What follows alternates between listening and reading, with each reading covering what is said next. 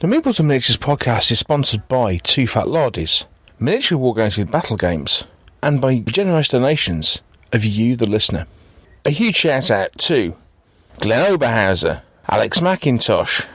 Guys, thank you so much for your generosity. You help to keep the show on the air.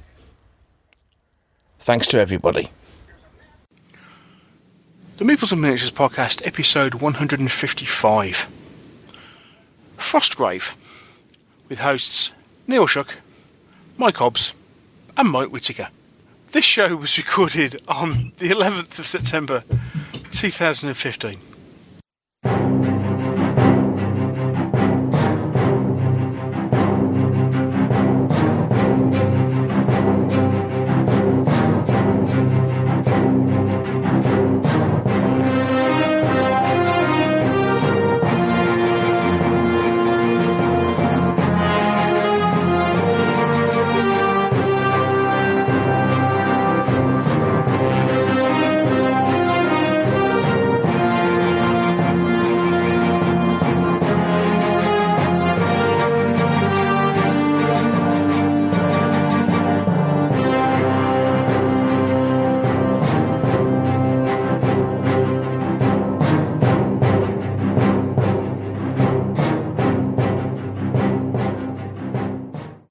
Hello and welcome to another episode of the Meeples and Miniatures podcast. I'm Neil Shuck, and this evening I'm joined by a man with an identity crisis, it has to be said. Up until now he's been known as the Welsh Wizard, but today, I mean, he's been the Welsh Wombat. He's been, well, the Welsh Weasel. He's even been known as Hobnob, and what was the one you settled on in the end? The Welsh Womble, I think it was, wasn't it, right? Partly so, yeah. Good evening, Mr. Mike Hobbs. That's like 5 episodes of decent nicknames you could use me there. But we just know him as the Stick. Yeah. And the Stick shorter, fatter brother. And you're the Welsh Stick. I don't drive as fast. However, it does appear that the Welsh Wizard is sticking, because it seems to be slowly permeating through the Twitterverse. A fact of which Mr. Luffy is very pleased about, to be honest. So you can still go back and you have to go back and have words. Welcome to the show, and in fact, I'm surprised now that Mr. Hobbs is even associating with us anymore. I mean, you know, the heights of fame that Mike has reached this week. His Dystopian Wars Prussian fleet has made it onto the D6G Generation blog. Yeah, how did that happen? That was my second question. Who? What was it? Other hobby podcasts are available. Yeah. But they're not as good as this one. The heights of fame. It has to be said though. It was a very nice. It's a very nice fleet, but we'll come back to that in a second, because you've heard him already, folks, and just to prove that no, he isn't dead. He is still around. We haven't done him in over the summer. Yes, it's Silverback himself, Mr. Whitaker. Oh, hello, I hope Mike. that one doesn't stick. Too late, mate. It's stuck. Thank you so much. Nice to be back. Who came up with that one? Was that Mervyn again? Yes, I think that was Mr. Douglas, wasn't it? Yes. God bless him. Yes. Oh, Lord bless you, sir. Yes. Yes. For your information, Mr. Whitaker, Mervyn is planning to attend Hereward later this year. Hooray! So you can get him then. Oh, good. Yes. So Mr. Whitaker is back from his travels, and we finally all managed to kind of be in the same, almost the same place at the same time, or at least in the same piece of the internet. So welcome one and all. Nice to be back, all ready for the autumn. And so yes, this evening we are going to be chatting primarily about Frostgrave, which has been the latest set of rules that have come out of Osprey and supported by Miniatures Range, produced by Nick at North Star. Yeah, generally on sale and appear to be going down a storm in various different places. So we're going to be chatting about that. But first we thought, since we're all back together, we'd have a quick catch-up on what we've been doing recently. since we haven't really done that for a bit, and since on the last show we kind of got distracted with talking about other things. We kind of ran out of time. Usual. Well, yeah. Well, Yeah. yeah. Well, we were talking about stuff, and we were talking about some hobby stuff, and we were talking about stuff that actually ended up getting cut out of the show completely because I'd forgotten just how long we were talking to Sam Mustafa for. And suddenly went, hang on a second, if I leave this stuff in, we've got over, the show's going to run for over 3.5 hours, or at least over 3 hours. So I cut a load of stuff out. It was a damn fine rant. It was. One of my finest rants. Indeed it was. Indeed it was. It might turn up in an extra somewhere, because I've still got it. The Rondo Ranter? Just a thought. Sorry, I've got the Beach Boys going through my head now. Yes, help me Rondo and etc, etc, etc. Oh dear. Yes. Never mind. Right, okay. I think the phrase passing quickly on springs to mind. Let's get on with it. Right. Well, since it's been ages since we've talked to him, Mr. Whitaker, what have you been up to? Surprisingly, not a lot. A couple of weeks in the States, and far too long with a irritated eye, which basically means I'm not spending much time in front of the computer except when I'm working. So hence the lack of blog and various Mondays at the club playing Sales of Glory and other things. There's a large box sitting in the corner of the dining room, which appears to be from Mantic, so I'm guessing that's my Kings of War Kickstarter. Oh, you went in for that one, did you? Oh yeah. Oh, right, okay. So, which I haven't actually got round to opening yet because it only arrived yesterday. Cool.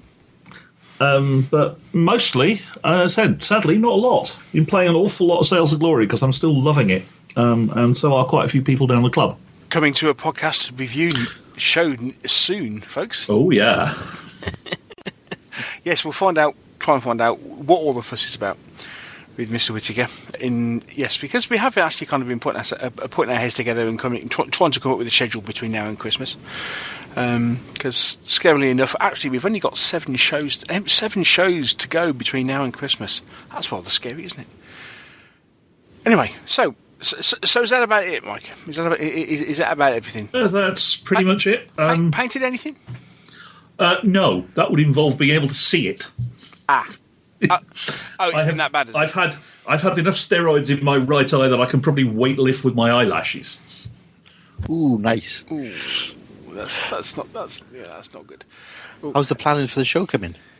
Oh, pretty good. I should mention the show. Yeah, thank you for reminding me. I should mention. I thought I'd just segue that in for you. Oh, thank you for. So what show is this, Mike? That will be the Hereward Wargame Show, which is still happening on Sunday, the 1st of November in Peterborough. Cool. You can find all the good information at Hereward. Don't let your autocorrect turn that into Hereward. Herewardwargames.co.uk. Things that have just popped up on the website. We are having a Dreadball tournament and an X-Wing tournament and a Magic the Gathering tournament, the latter two being sponsored by our local game shop, The Rift. Thanks, guys. Sign up for those is available on the website. We'll be doing a Hammerhead-style tabletop sale, so not a bring and buy, but you can basically rent a table for an hour for next to nothing and sell your stuff on it. Sign up for that will be going up this weekend. What else have we got? Bunch of interesting games. Our Dam Busters games will be putting in an appearance. We've still got a few spare tables available for games, so if anybody's interested in putting a participation type game on, do let us know. Contact us via the website or via this podcast even. I'm sure we'll pass the message to me somehow. Right, okay, so as far as games are concerned, is this a similar sort of thing to Hammerhead rules? It has to be a participation. We would prefer it to be the kind of thing which involves the public, yes. Right. Cool.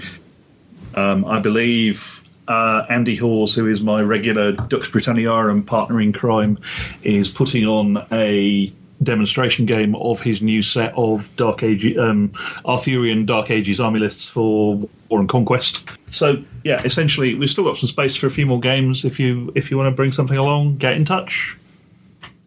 And is that via the website? Yeah, or, well, via the website, catch me on Facebook, comment on this podcast and the message will get to me somehow. Cool. But there's a contact form and a sign-up form on the website.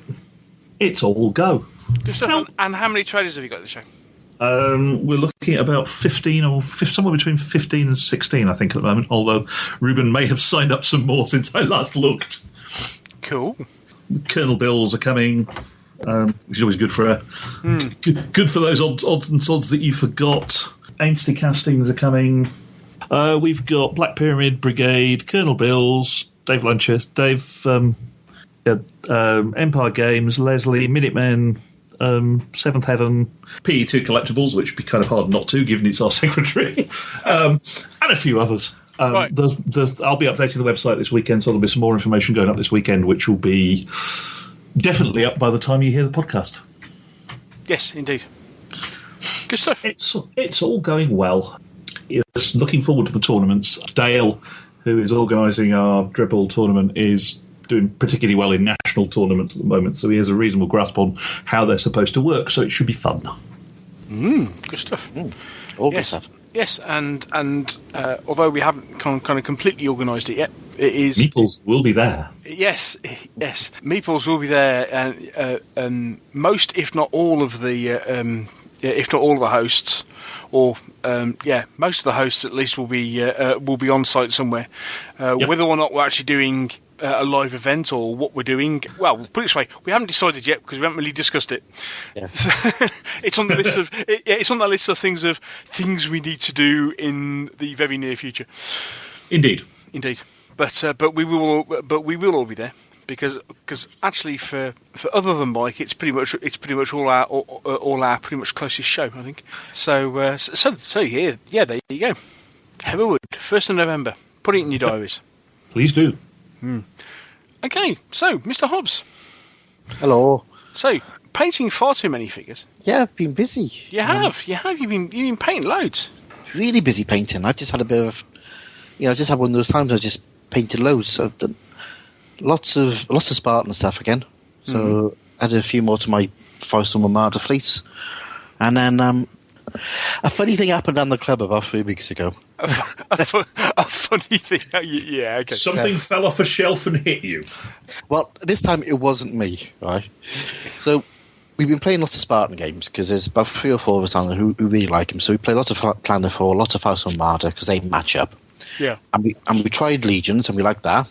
And I got a couple of little forces for that. And that was it. That was as far as we went. And then Steve, one of my mates down there, walked in. He didn't have a game. He said, I had to go pick up some stuff. And he came back with this box. It's like 2 foot long box. And he dumped it on the table and went, I bought a few things. And he opened it up and it's full of Dystopian Wars stuff. Literally full of it. And I'm looking going like, what the hell have you done? And he went, it's 75% off. They're doing a fire sale. To which we sort of stopped our game and then ran to the shelves. Which promptly fell on your head. And shook them vigorously. Yeah, and he sort of went, I fancy trying Armour Clash and maybe some Dystopian Wars. I'm like, he's literally bought about 10 of the fleet boxes and a pile of blisters. I mean, this is one of the big Fantasy Flight Games boxes. It's 2 foot by a foot by a foot, it's full. So yeah, suddenly we decided we're doing Armour Clash. So luckily, I've got some Dystopian War stuff here, so I've started painting that up. So hang on a second. Luckily, you got some stuff here, but you tweeted a picture to say, "Oh, I appear to have got some more stuff," and the pile of boxes was fairly high. It was fairly high, yeah. Yeah.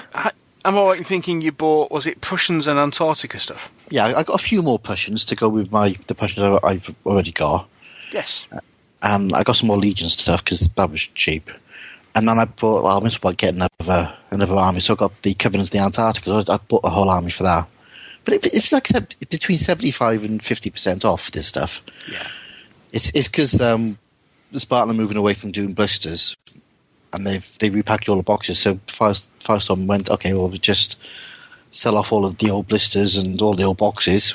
Oh, is it because they're looking to repackage in the same way that they do with like Planetfall and stuff like that? Yeah. So they've completely changed how they're doing all their packaging now. So it's all fleet boxes sort of thing, which makes it a lot easier to buy, unfortunately, and looks a lot nicer on the shelves. So so we went a bit bad. So and we were just doing the army stuff, and then last week someone said, I fancy trying out the naval game. And so we all went and bought fleet boxes for the naval game as well. Yeah, I'm weak. I admit it. But so so I painted up a full Prussian naval fleet This week. this week. Yeah, that's. It looks very nice. I mean, if you haven't seen the pictures, have a look on Twitter. Have a look on Mike's Twitter feed because he's got some. And yes, the aforementioned pictures that did end up appearing on the D6 Generation blog. Yes. God bless them. Very nice of them. Whoever they are. Hello, chaps. But the missus thought I was a bit weird because there's this carrier and it's in two halves. So you get the bottom half and then you get the flight deck, which sort of sits on top. Yes. But the bottom half's really detailed. So I'm painting the top half thinking, why am I painting this when there's going to be a bloody great big flying deck sat over the top of it? But I still painted it. Please send help, or at the least some new paintbrushes. Yes. Hobbsy. Yeah. But I've been playing stuff as well. You know, we had a fair few games of Faust and Armada. So you've been losing a few games of Faust and Armada? Oh, I've been getting stuff today. The problem is my mate wants to. He's decided to do a tournament at Warfare. So he wants lots of practice. So I'm having to take different fleets down there, most of which I haven't sort of played. The excuses are coming in now, you see. Yeah. And I'm doing my Not usual tactics of charging, which I learned. I was going to say, not enough charging going on. I think that's the problem. Yeah. On a related attack, looking at your nice pictures of Firestorm Armada on Twitter, where's that map come from? Well, the space one. Yeah, because that's really nice. Is it the very, very bright one with a big nebula in the centre? Big sort of black holy nebulary thing in the middle, yeah. Yeah. Oh, that. Yeah. Go on. That came from an Italian firm, which the names completely escaped me. Yeah, Mark got that down the club. That's really, really nice. Yeah, I got mine from Deep Cut. Yeah. And he turned up with this great big long tube from Italy, and it's a firm in Italy, and you send them the image you want as a high res PDF, and they'll print it to any size. But it's done on this sort of vinyl they use for banners in shows, so it's a lot thicker than the Deep Cut stuff, and it's got a little bit of texture on it as well. I don't know if you know the sort of the big vinyl-y sort of banners, but it's that stuff, and it was that was £20, which included postage. 20. So I mean, much as I like Deep, so that's like half the price of Deep Cut CDS stuff. Yeah. Flip. Yeah, it's a lot heavier. Yeah. And I don't know how long it'll last, but it's really nice. I mean, for £20 you can't go wrong. Oh, well, exactly. Absolutely not. Superb. Yeah, so he got the image from the Hubble side, I think, big as he could, and then, but it has to go into a PDF, so you have to convert it to a PDF and then send it to us. That's massively not hard. Yeah. Wow. Yeah. Oh yeah. Go check it out, and then. Glad I asked now. Yeah, we'll have to dig out a link to the company, find out who it was, and dig out a link to the company for it, because that's quite impressive. Yeah, there's probably a link on my Twitter feed with the address in there. But I'll dig it out and make sure it goes into the show notes, which you'll never post anyway. But it's not fffields.com, is it? No. Because they're the guys who made my custom Dreadbolt pitch, and they now do space mats as well. They're a little more pricey, I suspect, but they were rather nice. And they don't, and I think they do custom pictures as well. Yeah. Ooh. So, what, you've been playing Planetfall or anything else? Otherworld, lots of Otherworld. Enjoying that immensely. Again, my mate's gone mad and is buying monsters by the dozen. Keeps phoning me up going, I've just bought a Roper. I bought some Harpies. and he was a Normandy. Right. So I'm literally playing about 2 or 3 times a week now. It's odd. I had years and years of playing like once a month, and suddenly it's at least twice a week. It's great fun. Cool. Yeah. So there we go. That's me. Right.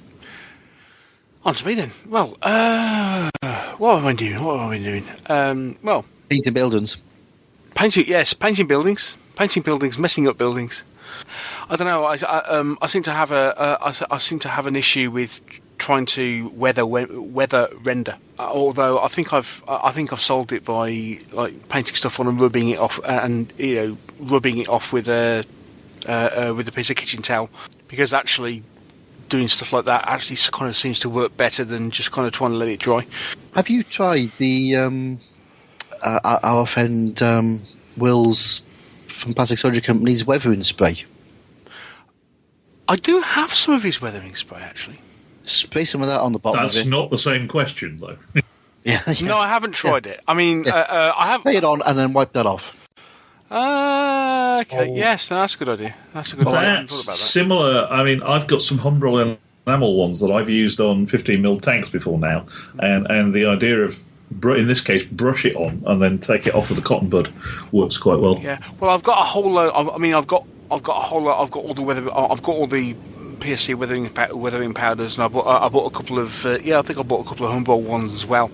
So yeah, I shall have to give that a go, because I've been using washes, and I say I was a little unhappy. I was a little unhappy with the results. I tend to dry brush very, I was going to say dry paint, but you know what I mean. Just dry brush on with a massive brush at the bottom. That's what you need to do. Just use a very light colour, very light earthy colour. Yeah. So anyway, I've been So I mean. So rather scarily, I finished painting my Natural Vits building and my Natural Vits Normandy pack, but then felt rather guilty when I then realised that having just finished painting my my Dead Man's Corner, that I'd actually finished painting my farm in like April. So it was like 5 months later. Because basically I've had a bit of a painting stall over the summer. So I didn't get a lot done, and these buildings were sat on my painting table, just staring at me. I'm kind of thinking, before I do anything else, I've really got to get those done. Anyway, so they're now sorted, and we've even played a game with them. Had a game of Chain of Command a couple of weeks ago. We actually played on a whole day Saturday, and that went really well. I have yet to do the battle report. I mean, I did tweet quite a bit. But I've still got to do the battle report. Is this the one where you were defending and you charged out anyway? I didn't charge. Who's saying I charged? Is that Mr. Luff again? No, I just snatched defeat from the jaws of victory. People have complained that I just ended up just blaming dice, because Dave. The amount of consecutive turns that Dave got was just beyond this. Was it eight in a row? Well, no. In the course of 10, right? Okay, we had in the course of 10 turns. In 10 turns, Dave had 8 of them. You mean phases? Yeah, phases. Yeah. Yes, it went. Dave had 2. I had 1. Dave had 3. I had 1. Dave had 3. And that section in the middle of the game turned the game. I have seen crazier, but not by much. Yeah. The highlight of the day was taking out Dave's. Dave brought an AVRE to the table, and I took it out with the Panzer Shrek, which was most satisfying. Now, here's a question I wanted to ask you. I tried to ask on Twitter, but I couldn't. So you met up on Thursday, and you set the table up. Yes. And Dave, at that point, Dave couldn't work out what his support options were going to be. That's correct. Right. And then on Saturday, suddenly he turned up with his crocodile. No, AVRE. Yeah, sorry. Yeah. So my question is, did he, between Thursday and Saturday, find an ARV, paint it up, and stick on the table because he knew he had to use it? Right. Okay. Almost. Almost. Bear in mind that's not hard if you have the Plastic Soldier Company box of Churchills. Yeah. Right. He already had the Plastic Soldier Company box of Churchills. He had it because he bought it off me. At which point, all you need to do is remove the turret off one of the normal turrets, assemble an AVR turret, and put it on it. Yes, but I've got you sussed, Mr. Luff. Yes, but obviously it was a case of all he'd done. Because he's got he bought some British tanks off me, shall we say? So he's got a troop of Shermans with a troop of Cromwells and a troop of Churchills. Plus, he's got and so he's done the variants, including the AVRE, and they were sat undercoated. Say undercoated. They were base sprayed with the Plastic Soldier Company British colour, whatever it is. Yeah. But they were sat in his figure case. In his figure cabinet, but all he done with them was he just assembled them and undercoated them. So yes, between Thursday night and Saturday morning, he then decided that he was going to use an AVRE and grabbed his undercoated AVRE out of the cabinet and painted it. Because he actually asked me the question on Thursday night. He turned around to me and said, "You know, any support I use?" I said, "Yeah." I said, "Does it have to be painted?" To which I replied, yes. Simply because otherwise I'd have all this time I'd have been playing with a metric shed load of unpainted miniatures. And then he ummed and ahed and blustered until you went home, and then he quickly went on and painted it all ready for Saturday. Yeah. What a cad! What a bounder! I must admit, because he asked a question. He did ask a question about whether or not whether or not it had to be entirely accurate or not. So I must admit, I was expecting to bring a crocodile. I was expecting to bring a crocodile, but when he turned up with the AVRE, I thought, yeah, okay. Which made me regret what I hadn't done, because what I originally thought about doing was actually turning up with a tiger and just plonking a tiger down tiger down on the end of the road. Yeah. Okay, so anyway. Chain of Command extra turn madness. I'll see yours and raise you 6 consecutive turns from one player, phases from one player, followed by 3 from the other, including 2 end of turns consecutively. Oh my word! You see, this is why I like Chain of Command. Yes, you get that chaos. Yes. You never know what's going to happen. Yes. Things like how I laughed as Dave. Again, you'll see in the battle report. Dave dropped something like 7 or 8 rounds of smoke right across the middle of the town, so it completely obliterated all my line of sight. And you entered a turn. And then he rolled an end of turn. Fantastic. Oh, yes. Oh, I was gutted for him. End of turn. What happens now? I said, well, all that smoke you've been putting down for the last half an hour. Yeah, bye. I think that's much what happened in our game. Carl had spent those 6 turns laying down a massive curtain of smoke, and Andy's first turn, smoke goes away. Yes. It's brilliant. Yeah, it's cracking. No, so we did that. Yes, lost. But yes, there's a battle report coming soon for that. Played some heroes in Normandy. Played The King is Dead. The King is Dead, which is a board game coming out 20th September by Osprey. It's a re-implementation of King of Siam, apparently. But yeah, it's a very light area control game, but lots of fun. Much better with 3 players than 2. But yeah, that was fun. So done some of that. As I say, I've been painting. So paint some buildings. I'm halfway through painting my rivers. So I went out. I've been busy constructing and painting 2 sets of rivers, which is the one major bit of scenery that we still need to construct.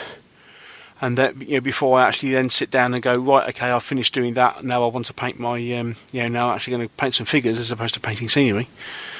Because apparently painting scenery doesn't count, according to somebody. No, it doesn't count. No, it doesn't count. No. So I've got to paint figures. Yeah, just one. One will do. And then what else? I've been blogging.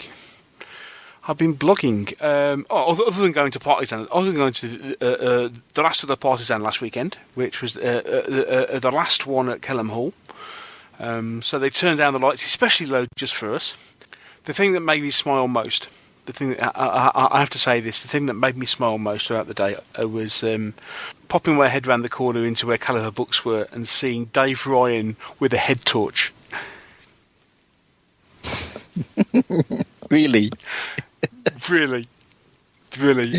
Yes, that caused me to giggle just a little bit. Yeah, that was funny. But yes, so it was the last other partisan at Callum Hall. Apparently, they're moving to the Newark Showground, same place that Hammerhead went to. So that's going Which is actually not a bad venue. No, it's not. Particularly the hall they moved to this year, which was incredibly spacious. And I have to say I really enjoyed that. The other thing I should note about Hammerhead, the new Hammerhead venue, is they actually serve decent tea. Oh, well, not being a tea drinker, I couldn't possibly comment, but there you go. And other than that, last thing. Oh, what was the last thing I did? Oh, yes. As I say, I've been blogging. You may have noticed that if you've been paying attention, that I have blogged every day in September. Yes, That's making up for the fact that I haven't. I say this is intentional. I just suddenly thought I'll just have a go at blogging every day because it was one of these things of I used to blog fairly regularly. Then I got to a point of thinking, well, I was going to try and blog 3 times a week. That kind of fell through. But I thought, okay, I'll just try something every day. And because it has to be said, there is the other excuse of I'm trying to catch up. I have lots of stuff to blog about. I have review stuff and lots of bits of news and various other bits and pieces. So I thought, I know, I'll start blogging every day. Because if Mr. Whitaker can do it, how hard can it be? Do you want the answer to that? It's very hard. I know. It's not as hard as you think. As long as you are active in the hobby and doing things, yes, it is fairly easy to find something to write about every day. If you're stuck not being able to paint or spend your time browsing other people's blogs and websites because your eye hurts, it's really hard. That's fair enough.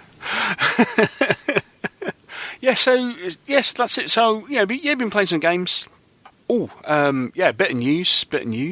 I spoke to Mr. Miller on Sunday. Hello, Simon. And a couple of things. I mean, I think we talked about this on the last show, which was because Mike mentioned that he's importing Deep Cut Studio mats. He was using some for the Dark Ages game that he was running at Partisan on Sunday. But he's using the cloth ones as opposed to the vinyl ones. Apparently, he bought some vinyl ones by mistake. So he's got some of those, but he'd much prefer. I think the ones he's using as standard are the cloth ones, and I think they're the same. They're the step ones that. I think you got a step one, haven't you, Mike? Yeah. It's one of those, but he's using a 6x4 with 6-inch squares.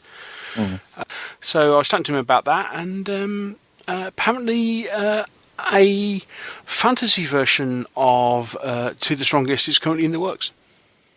Oh, excellent! Yes, which he's hoping to have done at least have a playtest version by Christmas. I said, "Oh, so how far along is it?" And he kind of went, "Well, most of it's kind of still in my head." But he is, especially in the light of some games, as he described it. I won't use the words he used, but a particular games company deciding that square-based fantasy miniatures were no longer the way to go. He thought he'd take advantage of the fact that his game actually you are still able to use square-based fantasy miniatures. So yes, he's going along, and all of a sudden there's a whole load of people with square-based fantasy miniatures that no longer have a game to play. So now you've got two choices. You can either leave them on small square bases and play that, or you can glue them onto big 20-figure bases and play something else that's sitting in a box in the corner here. Oh yes, as well. Yes, I suppose we shall have to. I suppose now it's in a box in your room. We shall have to talk about that at some point. We will, won't we? In fact, we should probably have to do a review show on it next year. Fairly early next year. Well, yes. Sounds like a plan. Indeed. And there's always the Sword and Spear fantasy game which is coming out soon. Yeah, when is that coming out? I know it is. Very soon, I think. Really? Round or square bases? Up to you. As long as it's the same frontage, doesn't matter. But it's great because if same figures, you can use Two Strongest or Sword and Spear. Yeah. All good stuff. It is. So, I'm really looking forward to that. And so, moving on. Moving on, indeed. Yes. So yeah. I think we thoroughly caught up, and it's about time we took a break and then came back with a review, don't you? Yep. Okay, guys. So when we're coming back, we'll be talking all about Frostgrave.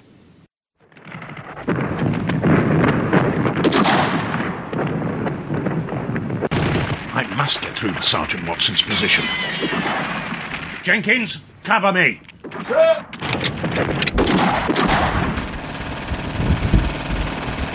Whoa. Sergeant Watson, bring your men in. Withdraw. It's all right, sir. We're enjoying ourselves. What? Yes, sir.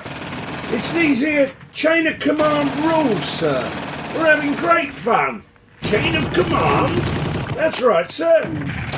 It's that challenging but fun blend of command and control. It gives me the freedom I want to fight the way I want to. Never had so much fun, sir. And we've cooked you some sausages. Can't be helped, sir. Me and the lads are staying put.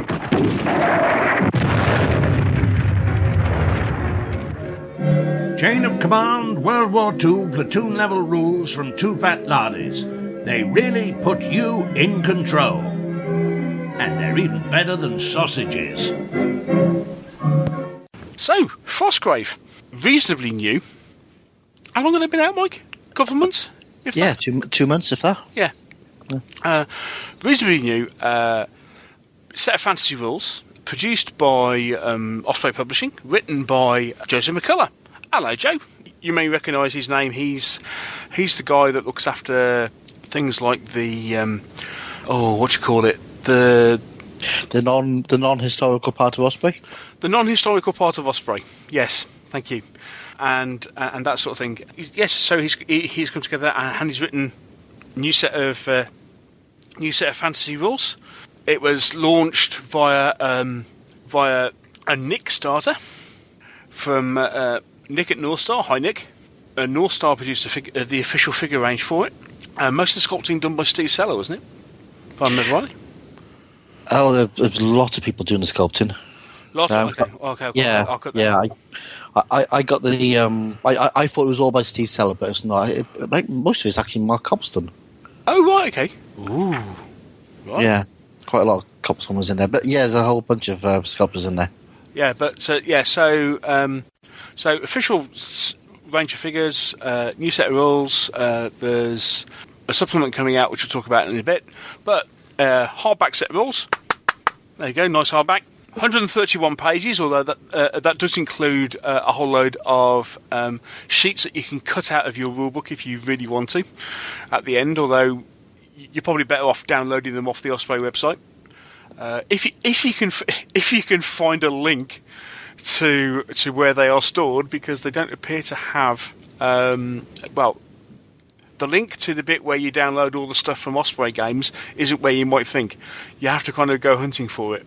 Anyway, but you know, I'm sure the guys at Osprey will sort their website out sooner or later. But anyway, you can download all the stuff for Frostgrave from the Osprey website. Rulebook is $14.99. Actually, that's a decent price. That's a decent price because, as I say, 140 pages, full colour, really well produced set of rules. Really nice set of rules. But what's it all about? What's it all about? Okay, so basically, it's a fantasy game. I mean, I described it earlier before we came on the show as it's Mordheim meets War Machine and thrown in a freezer. Yeah, which I'm not sure because I've never really played War Machine, but it's it's a gang game. It's one of our classic boutique games, shall we say? Yeah. The reason I say War Machine. Or War Machine Hordes. Which, funny enough, and that was one thing I didn't mention while we were going through. My son's just getting into Hordes. Josh has just bought half of the Horde starter set, plastic starter set. Some really nice models in there, actually. But anyway, so that it's kind of cropped up again in our house because Josh is starting to play Hordes. But the reason I say that is because the whole thing with War Machine and Hordes is the central character is a Warcaster.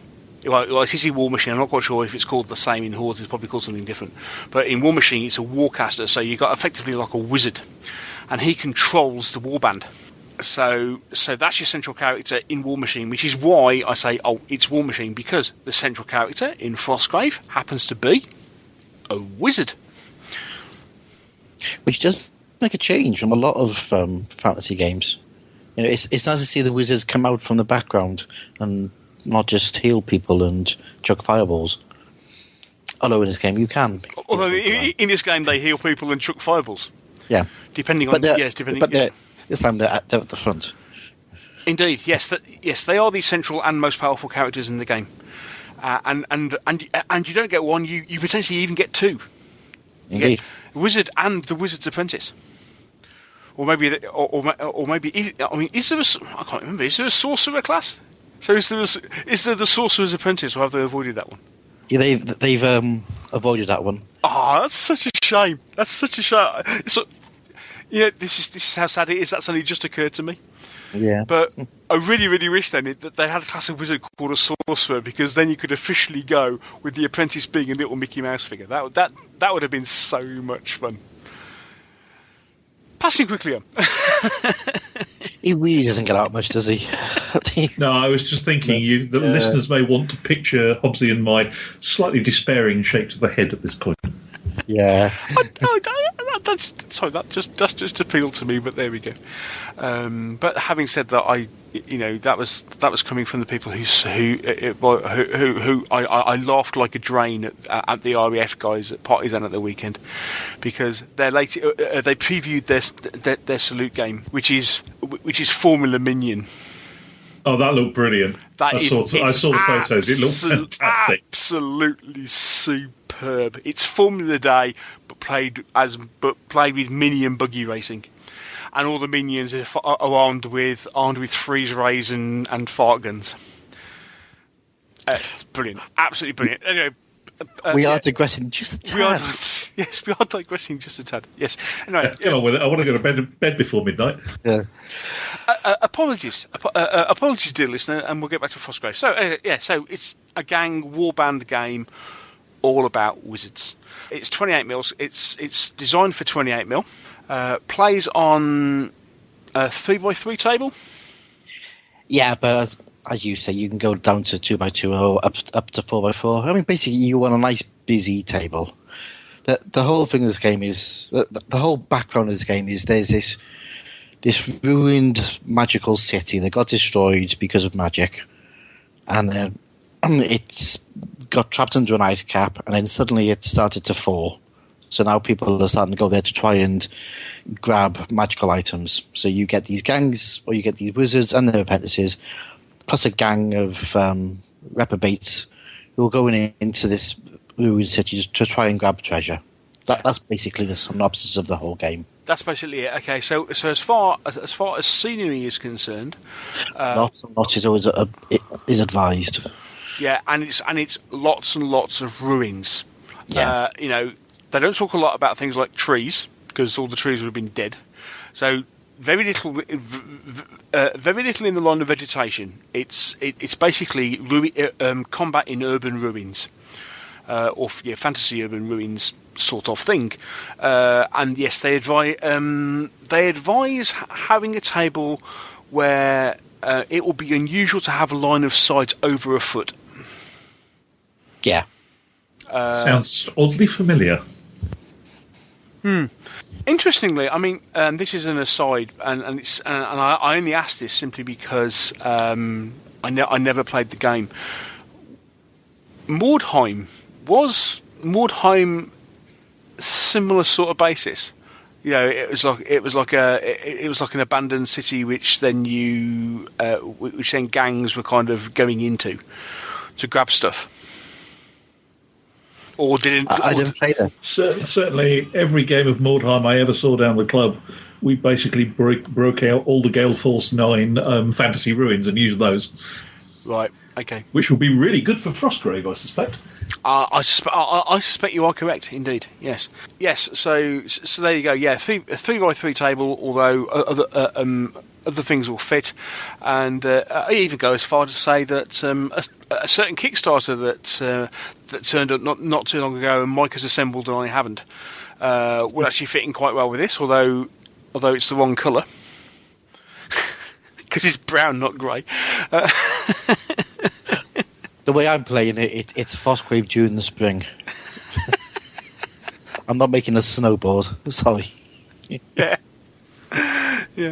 It has to be said. I'm with you on that one. I am with you on that one. It was seen that the Battle Systems fantasy range of scenery would be ideal for playing Frostgrave. Yeah. So there you go. Anyway, maximum of 10 figures aside, is it? Yeah. Yeah.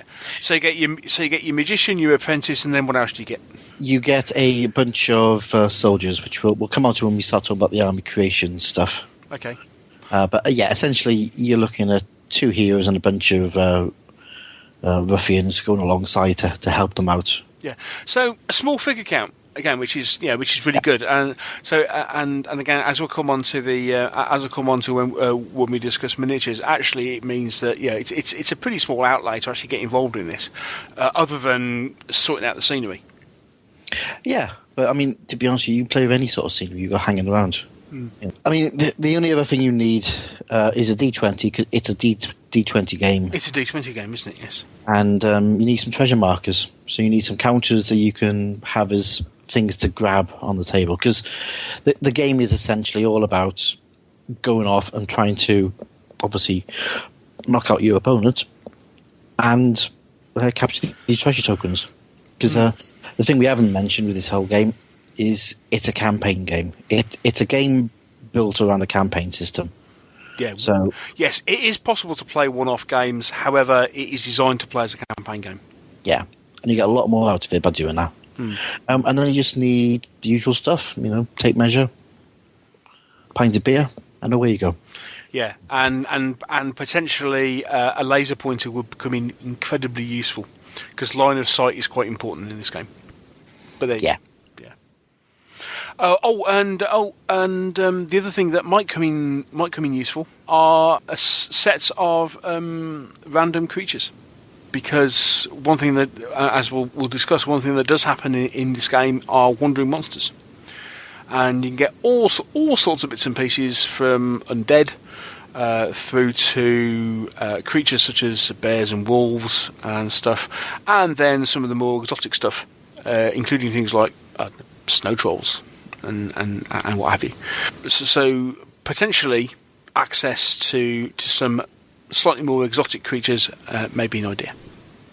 Yeah.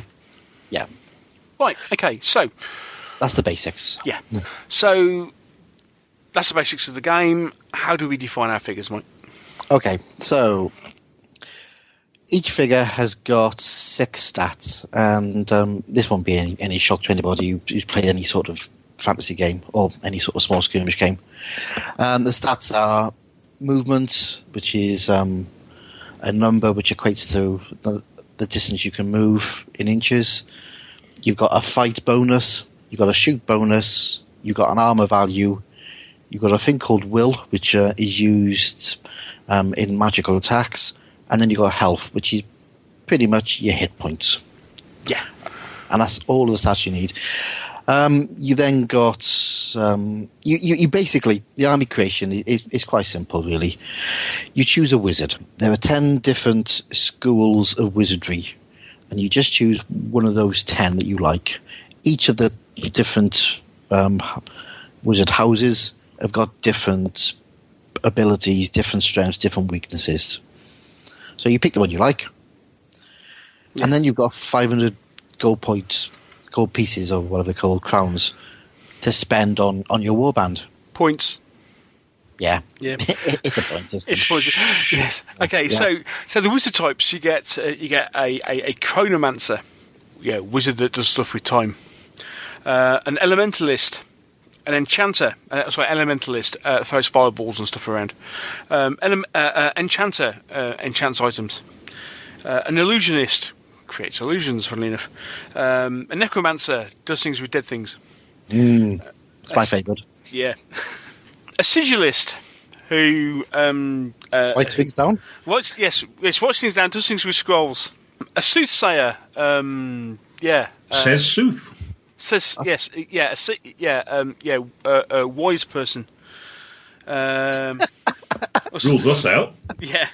A summoner kind of speaks for itself. Summons things, including things like demons and stuff like that. Yeah, that's quite nice. A thaumaturge. Glad you said that, not me. I still don't know if I pronounced it correctly. Yeah, thaumaturge. Goody, positive energy person. Healer, and then finally a witch. So there are your 10. There are your 10 different wizard classes. Each one doing a slightly different style of magic, and has a number of spells accordingly. Yeah, exactly. So then you've got you basically choose your wizard. Wizards all start off with the same stats, but your stats can be increased as the game goes on. But you start off level 0. These are your stats. This is your wizard.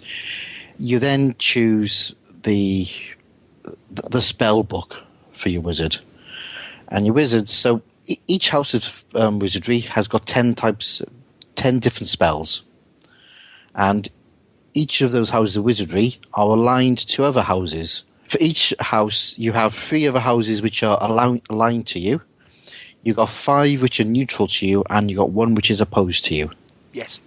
And that affects the spells that you can choose, because each wizard has to choose a spell book which has 8 spells in it.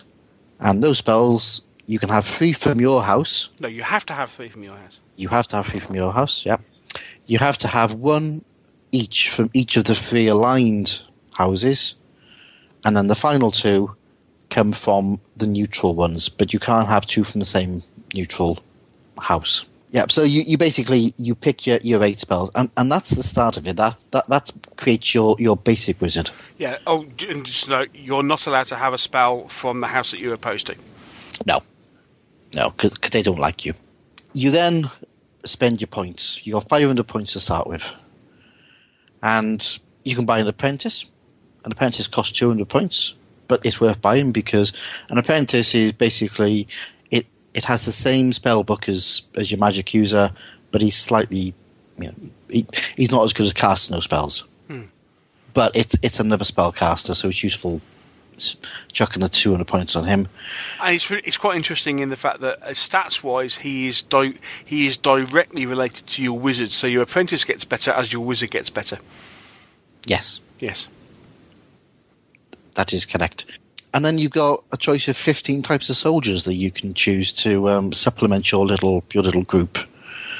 And these go from things like a warhound, which costs you 10 gold crowns, or 10 points, all the way up to a marksman, which costs you 100. So you've got a lot of choice, and you can mix and match as you want, but the rule is you can only have a maximum of 8 soldiers. And obviously only spend 500 points. Yeah.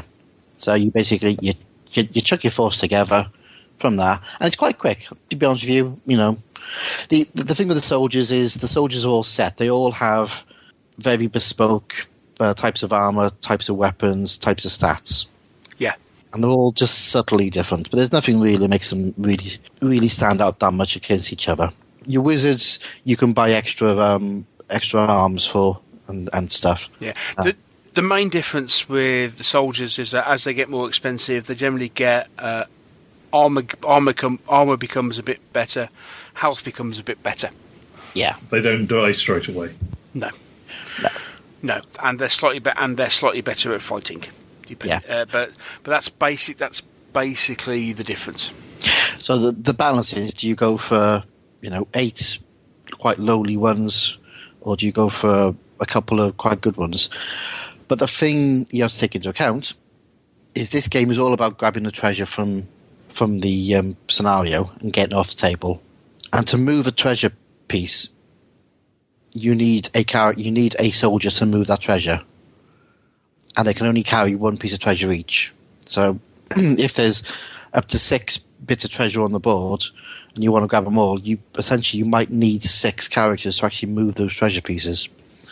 So, whilst you could just say, right, I'm going to have a wizard, an apprentice, and say a barbarian, a ranger, and a templar, all which cost 100 points each. That's great. It's a small elite force. You're going to have a lot of trouble carrying those treasure off. The only way you're going to win is by taking out the other your opponent. Mm. So you've got to weigh up which way you're going to go. But the good news is the soldiers tend to die quite quickly, and you can just replace them during the campaign turn. So you don't get too attached to the soldiers. And actually, strangely enough, that is one of these games where soldiers really are cannon fodder, because when it comes to the campaign game, you're only progressing your wizards, aren't you? You're not progressing your soldiers at all. They are literally just cannon fodder. Yeah, exactly it. So that's the basic army question. It's nice and quick. You can get a sheet that you can download from the Osprey site. Yeah. And you basically just fill it in, and away you go. Turn up at the club with your little force and go off and play. Which brings us on to scenarios and things. Setup and scenarios, yes, indeed. So, you got a 3x3 table. Then, okay, so what do you play? Well, there's 10 scenarios in the book. You can roll a d20 to choose which scenario you want to play, or there's a very basic sort of startup game, which is effectively just a bog standard straight encounter game, isn't it? Yeah, exactly. Yeah. All of the scenarios have got special rules on how the terrain needs to be set up, how the treasure tokens are placed on the table. But essentially, you set up your terrain, you check out some treasure tokens, and then you dice off for deployment side. And then when you do that, you start turn. Yeah. So the whole thing with treasure tokens, as we've already mentioned, you place treasure tokens on the board. You can set them up wherever, within certain boundaries, wherever you like on the board. And say then you dice off for what you for which side you do. So I suppose in the end, it is advisable to kind of try and make things as relatively even. Otherwise, you could potentially be giving your opponent advantage if you're rubbish at rolling dice. Yeah, exactly. But I mean, the scenarios are pretty good. I'll give them that. I mean, I'm not a fan of the basic scenarios that's right at the beginning, because that says you put down 3 treasure tokens, and they've got to be within. They've got to be outside of 9 inches from one table edge and not within 6 inches. So you can, whenever I've seen that played, everybody just plates their 3 tokens as close to one of the table edges as possible, and then you can literally win the game in a couple of turns, because you can just walk out 3 inches, grab the token, and then walk off the table. Yeah, which doesn't really make for a good game, does it? No, but people play that because they want to play the campaign system, and getting those treasure tokens gives them experience points in the campaign. So, that irritates me a little bit. But the main scenarios that are in there are actually really, really good. So personally, I wouldn't bother with the basic game. Just choose one of the scenarios. Yeah. Okay, so we've set up and we're ready to go. So how does the turn sequence work? Okay, so it's a D20 game. Everything is done on a D20 roll. That's the only dice you need. So turn sequence is, first of all, initiative. You each roll a D20. Winner gets to activate their figures first. But the activation is split, so you've got 4 different phases in the turn. And they are the wizard's phase, the apprentice phase, the soldier's phase, and the creature's phase. So, you hold your initiative. Let's say I've got the initiative. The first phase is wizard's phase. So I choose my wizard. Yep. And I can activate that wizard to do 2 actions. And this is the same for all of the characters, you basically choose one figure, you've got 2 actions. One of those actions must be movement. Yes. And the second one can be another movement, it can be fighting, shooting, casting a spell. There are a few ones that are slightly different, like if you've got a crossbow, you can not do a move and you can reload your crossbow. Yeah, it is worth noting that although when Mike says second action, that means that you have to move first. You can move second. It's just that the other action that you can do. Yeah, exactly. So you can, if you want, you can shoot somebody and then move. Yes. If you want, or you can move and then shoot. So very, very basic. Exactly what you want. So the other thing that wizards and apprentices can do is they can activate up to 3 figures who are within 3 inches of their wizard when they start their turn. So it means that you can essentially get your little gangs going together. So you choose your wizard, you choose up to 3 soldiers within 3 inches of him, and you start activating them. And you basically pick one, you activate them, they do the 2 activations, you pick another one, you activate them until you've done all that. You can do a group activation, which is slightly different. Mm-hmm. And in that case, again, you've got the soldiers who are within 3 inches of you, and up to 3 of them, but they all move together, and then they do something else. Yeah. So it's the same thing, but it's slightly different, if that makes sense. But it means that if you're doing a group activation, it means that you can all charge into combat together and then do that combat independently. Yes. Because there's benefit to having more people in combat. But anyway. Indeed. So, of course, this is the point where you actually have a benefit for having an apprentice. Not only is he a second spellcaster, but also you get to activate troops during the apprentice phase. If you don't have an apprentice, and your opponent does, your opponent will have an extra phase of activation. Before, especially if you've lost the initiative, your opponent will effectively activate 2 groups of figures before you activate after the wizard phase. Yeah, exactly. So going back, so in the wizard phase, I do my wizard and my 3 soldiers, and then say Neil activates his wizard and his 3 soldiers, and then we go into the apprentice phase. And it's the same thing. You do your apprentice. The apprentice can also activate up to 3 soldiers within 3 inches, doing the same thing either individually or by the group. Mm-hmm. Then you have the soldier phase, so basically that's everybody else who hasn't activated. Obviously you can only activate figures once per turn. Yeah. So they all activate, and then once they've activated, you then got the creature phase. So this is, if there's any random creatures wandering around the table, they might be ones that maybe they've been summoned or they've just come on as sort of wandering monsters.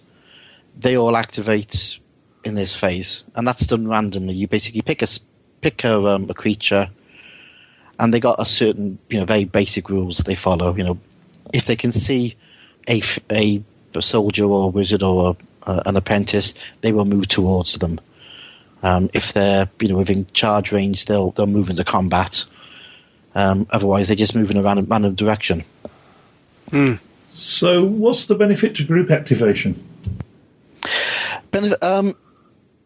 I'll come into this more in combat, but basically, if you can move all your figures at the same time, you can essentially gang up on an opponent. So it means that if you can get 2 figures into base contact with an enemy, that gives you an advantage when you're in combat. Basically, before we go fully into it, the difference is when you go into base-to-base contact with somebody, you have to fight the combat there and then. So having a group move means that you get multiple people into base-to-base combat at the same time, right, before the combat occurs. And having multiple people in combat gives you benefits in that combat, as you might expect. So that's why you have a group move, so you get multiple people into combat at the same time, because of this fact that as soon as you hit base-to-base contact, you have to fight the combat there and then. Well, you have to fight it if you've got an activation. Yes. Because fighting is an activation. So say, for example, I was doing a single figure activation, I could move one of my figures into contact with an enemy and do combat, and then I'd move my second figure into contact with the same enemy and do combat, and that second figure would then get an advantage because there's already a friend in base contact. Well, that's assuming that the friend was still in base contact. Yes. But if you do it in group, it means that you can get, up to 4 figures into base contact with as little as 1 figure, if you can fit around them. And then in their second activation, when they attack, they all get bonuses. Yeah. But that will become clear when we do combat. Yeah. Yeah. So, movement, really, really simple. It's 1 inch movement per value of movement on your stats. If you do a second movement in the turn, you move half of your movement rate. So say your movement rate is 6, and you do a double movement, you would move 9 inches. So it's because it would be 6 the first movement activation, and then the second activation, you move half of your movement rate, which is another 3. Mm-hmm. If you move over obstructions and rough ground, that gets reduced. Usually it's one inch of rough ground or obstruction costs you 2 inches of movement. The other thing with movement is if you move within 1 inch of an enemy, you are considered to be in combat and you moved into base contact. So it means you can't run past an enemy figure.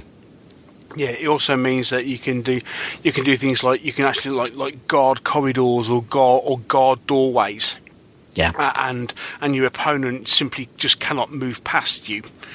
As soon as they come, in tight spaces, you can effectively guard a tight space, and even if your opponent doesn't come within base-to-base contact, they still have to fight you, which is quite nice. Yeah, that's actually a nice little rule. I'll give them that. Yeah, because there are some games out there which don't have that sort of rule, and depending on how people maneuver their troops, you can plan to block corridors or what have you, and then people can end up moving past you, which can be potentially quite annoying. So this is a nice way of getting around that. Yeah, exactly. Now they have this concept of being in combat. So essentially, when you're in base-to-base contact with an enemy figure, you're in combat. Whether you fight or not doesn't matter. And when you're in combat, you can't fire, obviously, because you're belting them with your sword. But you can't move. You can't do a movement activation whilst you're in combat. Which some people will go, well, that means that I can't move out of combat. Well, no. But there is a way to get out of it. But we'll come on to that in a second. Indeed. So, that's movement. Any other questions on that before we move forward? No? Good. Alright, combat. Very, very simple. As I say, it's D20 mechanic. So, combat is the same whether you're doing shooting or hand-to-hand. Same mechanic, really. But slightly different figures. So, you just use different stats, don't you? Yeah. So, when you're in combat, you've got an activation to perform an attack.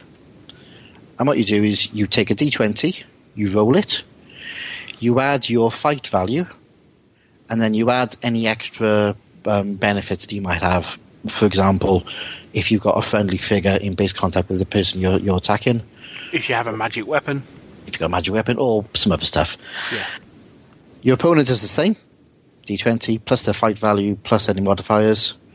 And you look for the highest value, or the highest score.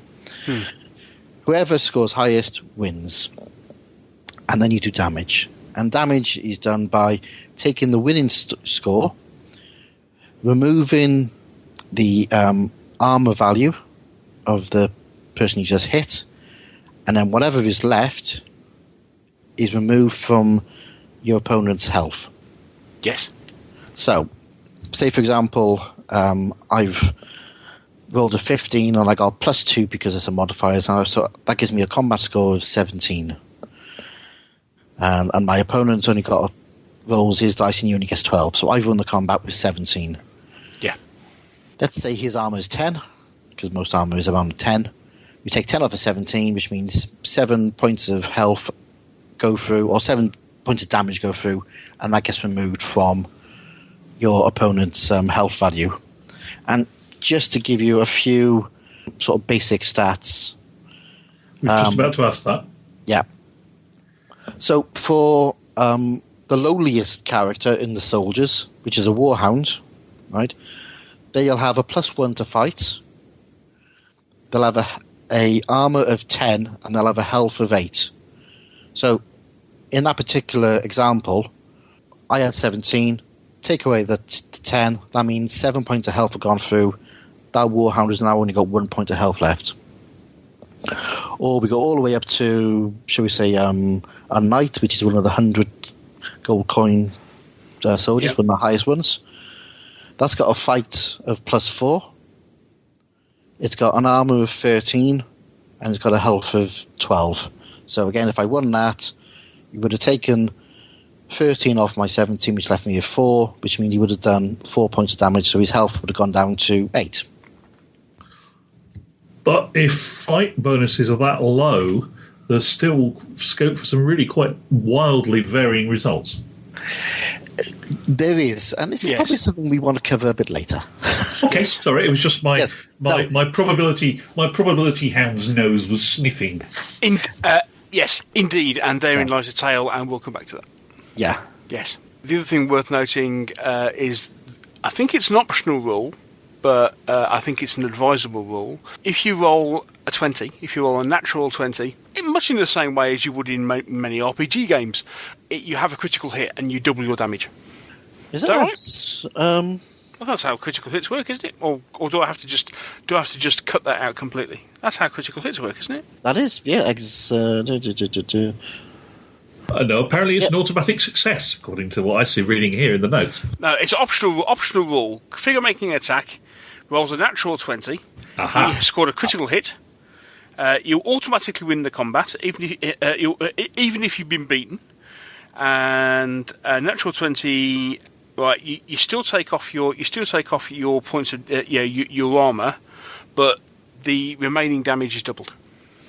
Yeah, I think there's also there's a standard rule which is in there, which is a roll of 1 is always a failure, and a roll of 20 is always a natural roll. Yes. But yeah, you have got that option roll for critical hits. Yeah. Yes, which always makes life interesting. Yeah.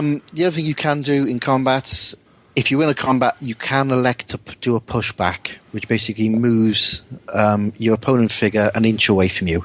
So it moves you out of combat, which means that you are then free to move. So if you're stuck in combat, to get out of it, you just have to beat your opponent, push him back, and then run. Yeah. Obviously, that also has wonderful implications where you're doing things like fighting on the edges of precipices, stuff like that. Yeah, so so you can do things like push your opponent off the sides of buildings and stuff, and other fun things. Yeah. Multiple combats, they're very logical. You basically, because it's done on the figure, you basically say, right, this figure is attacking this enemy. You then look for any friendly figures who are in base contact. If there are any friendly figures, you get an advantage. You get +1 on your attack for each friendly figure. But those friendly figures can't be in base contact with another enemy, if that makes sense. Think Blood Bowl.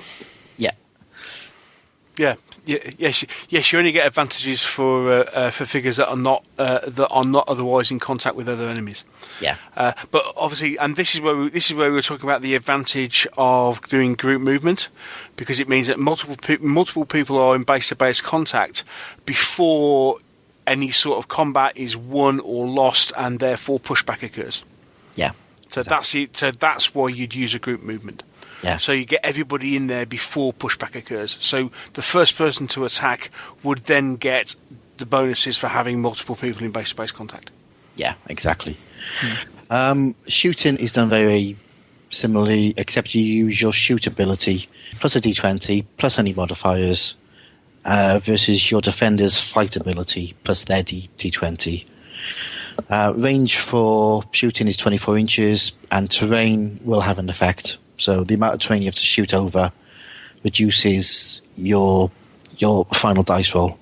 Yeah, depending on it depends on the number and the type of intervening terrain, basically. And essentially like how obscured your figure is, which is why these like laser pointers can be potentially quite useful, because it's all for working out how difficult the shot is at the end of the day. Yeah, exactly. So I mean, it's a nice, quick, simple mechanic for sort of for combat.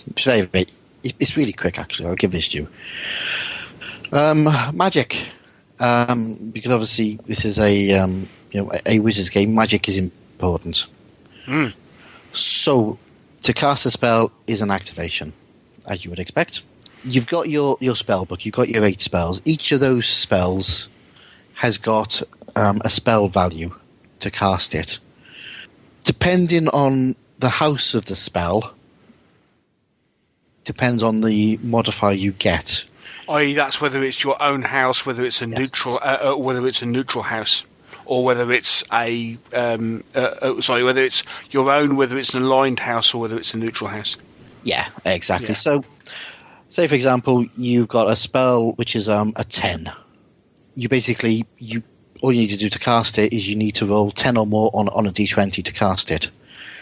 But if it's in your aligned house, it's +2 on that value that you need to roll over, so it'll be 12. If it's in a neutral one, it's +4, so you need 14. Your appendices are owed -2 anyway. So you need, when you're picking the spells, you need to sort of work out, which ones are going to be the most benefit for yourself and also for your apprentice, because there's no point getting really, really high ranking spells from an aligned or a neutral house, because you may not be able to roll over. It's hardly ever going to be able to cast the things, are you? Yeah. And let's be there are some casting there were some spells here that have quite high casting numbers. You got casting numbers of 12.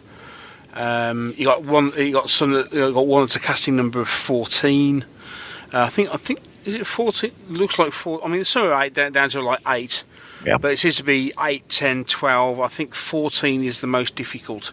But if you can imagine that, if you've got a spell that's 14, but then it's in a neutral house, that's quite a high roll to cast it.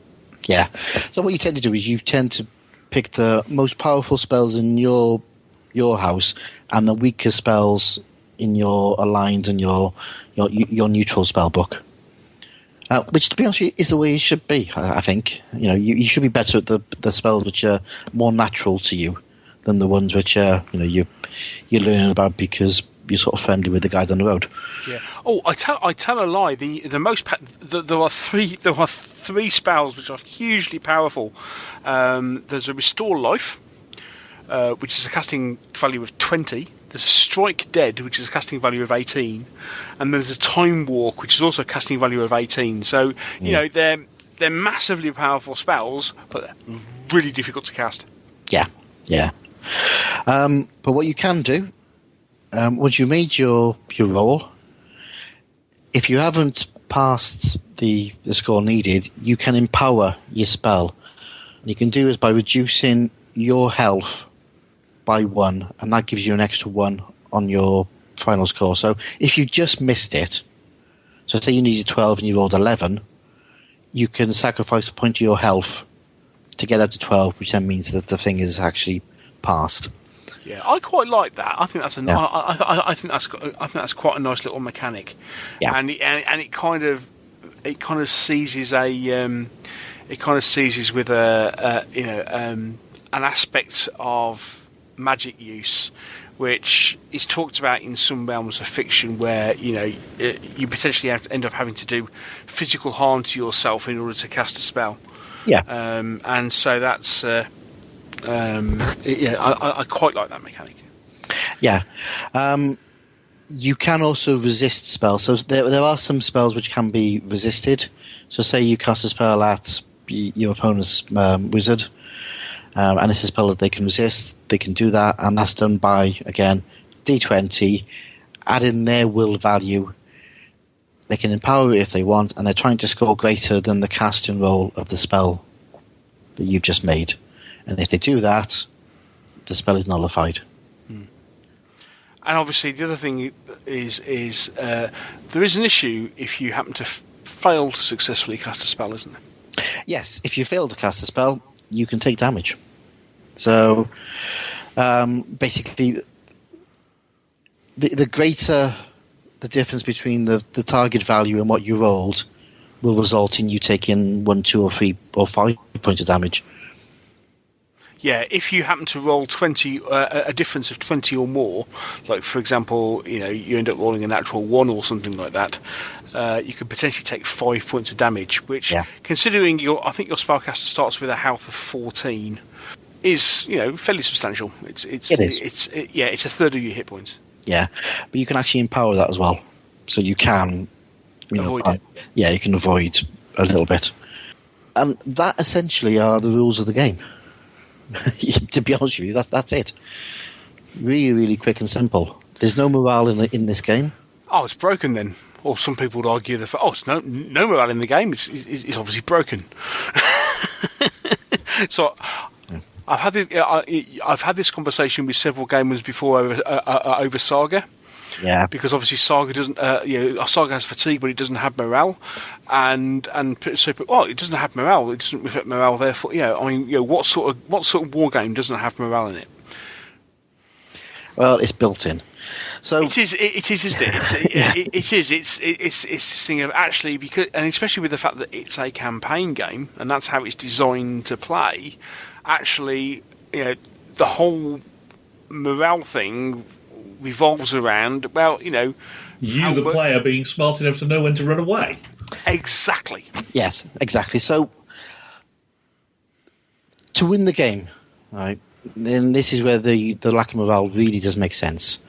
Right, so there are some scenario-specific rules, but essentially, if you kill all of your enemies, then all of the treasure tokens left on the table become yours.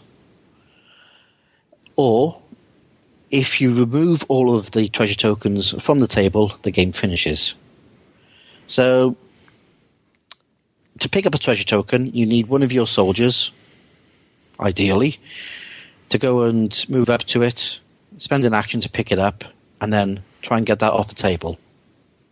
So this is where having a couple of weaker characters is useful, because you can get them to go and grab a treasure token and move off. Because and obviously the issue here is that you say weaker characters.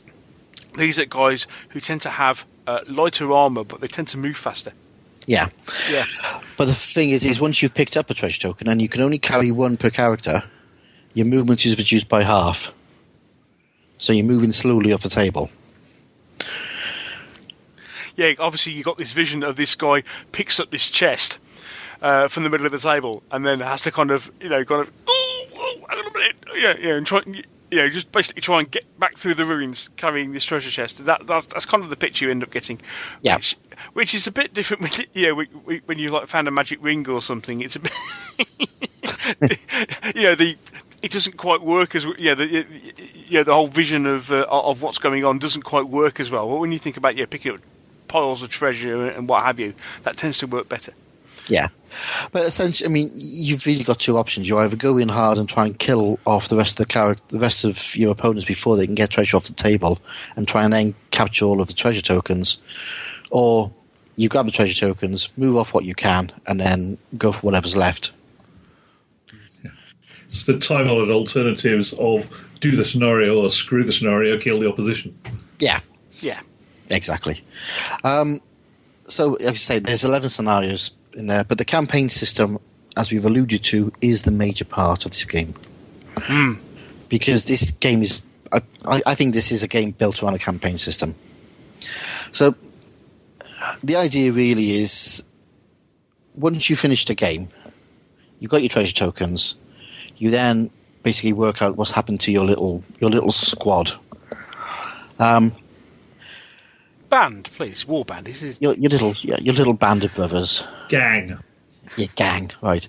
So, first thing you do is you work out what's happened to the ones who've been reduced to 0 health.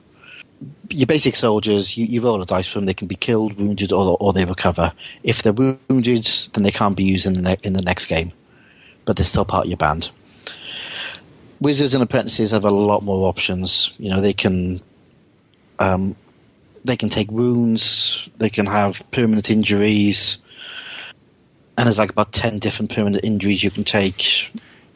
Yeah. Essentially, it's one of these things of, and the way the injuries work, basically, you can't have the same permanent injury more than twice. And permanent injuries do tend to start reducing your stats. Yeah. It's a bit like Judge Dredd in that by about level 8, no judge doesn't have at least 2 bionic arms and some stat-reducing disfigurement or other. Pretty much, yeah. Yeah, so you've got this... It builds the narrative, doesn't it? But it makes you think that when you're in a game, if you're down to 1 or 2 health, it's probably time to get your wizard or your apprentice, undercover or maybe off the table. But you do that first. You then work out experience, and it's the magic users and the apprentices gain experience. And they gain experience for casting spells, removing enemy figures by spells or killing them, or getting treasure. And it's all totaled up, and then that's used to get extra experience. Neil, the wizards and the apprentices gain experience separately. I think you said that the apprentices' stats... No, the stats lines, as far as I'm aware, the stats line of the apprentice always mirrors that of the wizard. We might want to check that one. Yeah, here we go. Page 20. It says, the apprentice's stat line will always be based on the wizard's actual stat, the first number, and never on his current effective stat. Apprentices start with one item. Right, okay. Yes, okay. Yeah, sorry, I misread something in experience. Yeah, so you work out experience for each spell cast by the wizard or the apprentice. Yeah. You work out each enemy soldier the wizard personally takes out. Each enemy, the apprentice takes out. Each enemy wizard, the wizard personally takes out. And then treasure that's recovered. That basically then gives you a whole bunch of experience points, and you use that to basically level up your wizard. Every 100 points of experience, you get an extra level, and that allows you to do things like improving a stat, improving a spell that you know, or learning a brand new spell. So that's the obviously the experience that you gain per game. So each game you're getting more experience. It means your gang is getting a little bit stronger. You've also then got treasure, and that treasure, say you've got 3 treasure tokens, you then basically make a die roll to see what that treasure contains, and it can be anything from some gold coins to some potions, some weapons, magic items, all sorts of stuff. But those things that you basically grab and you find, you can then use in the group.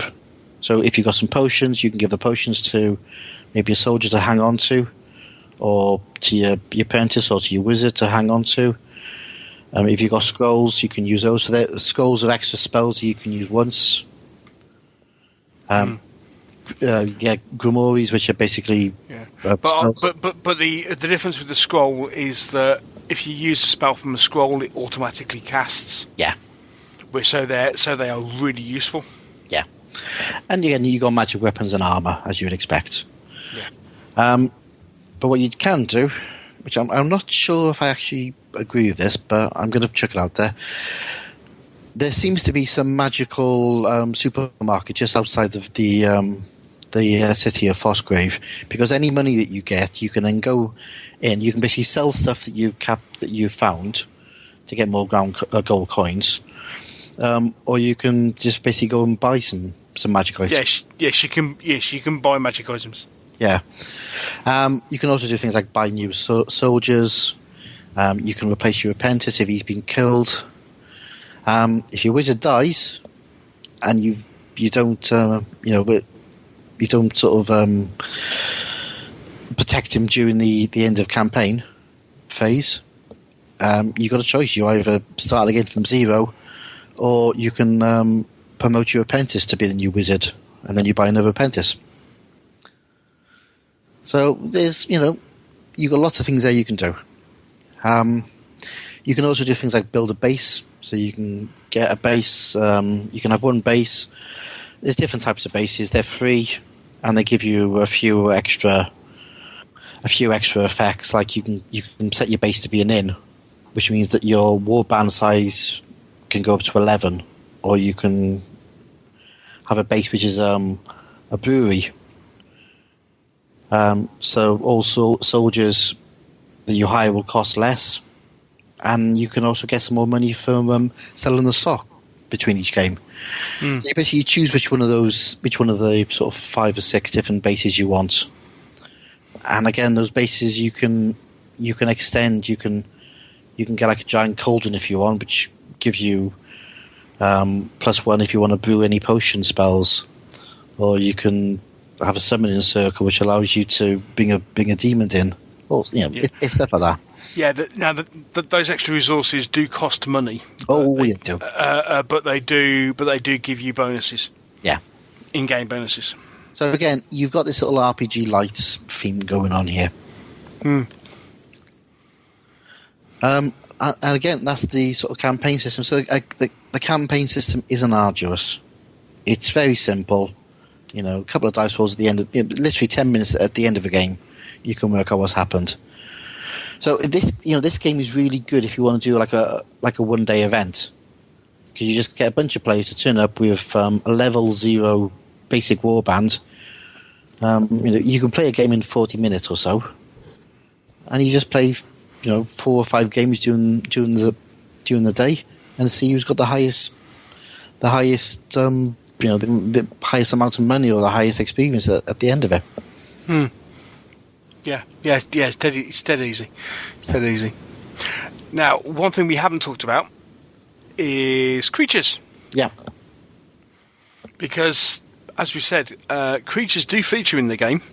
So you've got 2 types. You got your scenario-specific rules for creatures. So some scenarios say that if you go into a particular, say, building, there might be a bunch of zombies in there which keep appearing. But the usual effect is that when you pick up a treasure token, you can have a random encounter. Basically, it's a die roll as you'd expect, and if that die roll comes up, a random creature will appear. Okay, so the sort of thing we're talking about is, he says finding the tables. You've got things like, basically, you've got 3 levels. You've got level 1, level 2, or level 3 encounters, and as you'd expect, they get gradually worse. And you've got a choice of, for each one, you've got a choice of 20 different creatures. These vary from skeletons, zombies, and ghouls through giant rats, snow leopard, wolves, ice toad. This is a nice one. Through to things like minor demons, a worm. Worms are quite nasty. Funny, there's actually a scenario all to do with worms, but we'll come on to that. Giant worms, snow trolls, yes, werewolf. Then you get constructs, which are they're effectively summoned creatures, which are still kind of hanging around. I think the fluff is effectively these are still hanging around from other wizards. You actually get a frost giant potentially as one, and so it's that sort of thing. Basically, you've got wild creatures. Giant wild creatures who have obviously been mutated by the magic in the area. You've got some summoned creatures that are still hanging around, or you've got undead. Yeah, and again, they appear on the table, and because they're creatures, they're not controlled by anybody, so they move randomly. They've got a set of very basic rules for them, but essentially, if they can see an enemy or see a human, they'll move towards it. They'll try and get into contact. If they can't see one, they'll just move randomly. And of course, if you're a mage that summons and controls critters, you can summon and control them. Yep. Indeed. There's lots of spells for summoning things. You know, you can summon demons, imps, skeletons, zombies, all sorts of stuff. And they The one game I was spectating down our club, one of our players was a great delight that a random bear had turned up and he'd mind controlled it and was using it to destroy the opposition. Yeah. Yes. You know, I tend to play Necromancer, and there's a spell in there which I've got in my spell book which allows me to raise a zombie. So I can do that during the game or before the game starts. So I can raise a zombie, which gets added to my warband, and I control it. So it's not a random moving one. I can also raise imps and demons and things. So it's, you know, you can expand what you're doing in the game. I mean, what I tend to do is have a couple of sort of low-level characters to grab treasure, a couple of warhounds running around, and basically, you know, and then check out a zombie or two and an imp and a demon, and basically just try and keep my opponent busy whilst I try and capture as much treasure as possible. But there's lots of different ways you can play the game. There's 100 spells in there. There's loads and loads and loads of stuff to go at, isn't there? And so you say the 100 spells. I mean, considering that at the start of the game you know 8, there was an awful lot of different playability and in the way you put warbands together, it is other than the schools of magic, it really is flexible in what you do. So from that side of things, sky's the limit really. Masses of replayability, masses of flexibility in what you do, and to a great extent, you can effectively put together what you like, you can have a lot of fun with it. Yeah, I mean it's a good set of rules. They're quick to play. They're fast games. The campaign system is nice and light. It's got a bit of RPG life to it, you know. It's, it reminds me a little bit of, basically, it's like you're playing a role playing game, but you're playing the entire party. Shall I tell you what it reminds me of? I haven't done more than look over people showed us playing this game.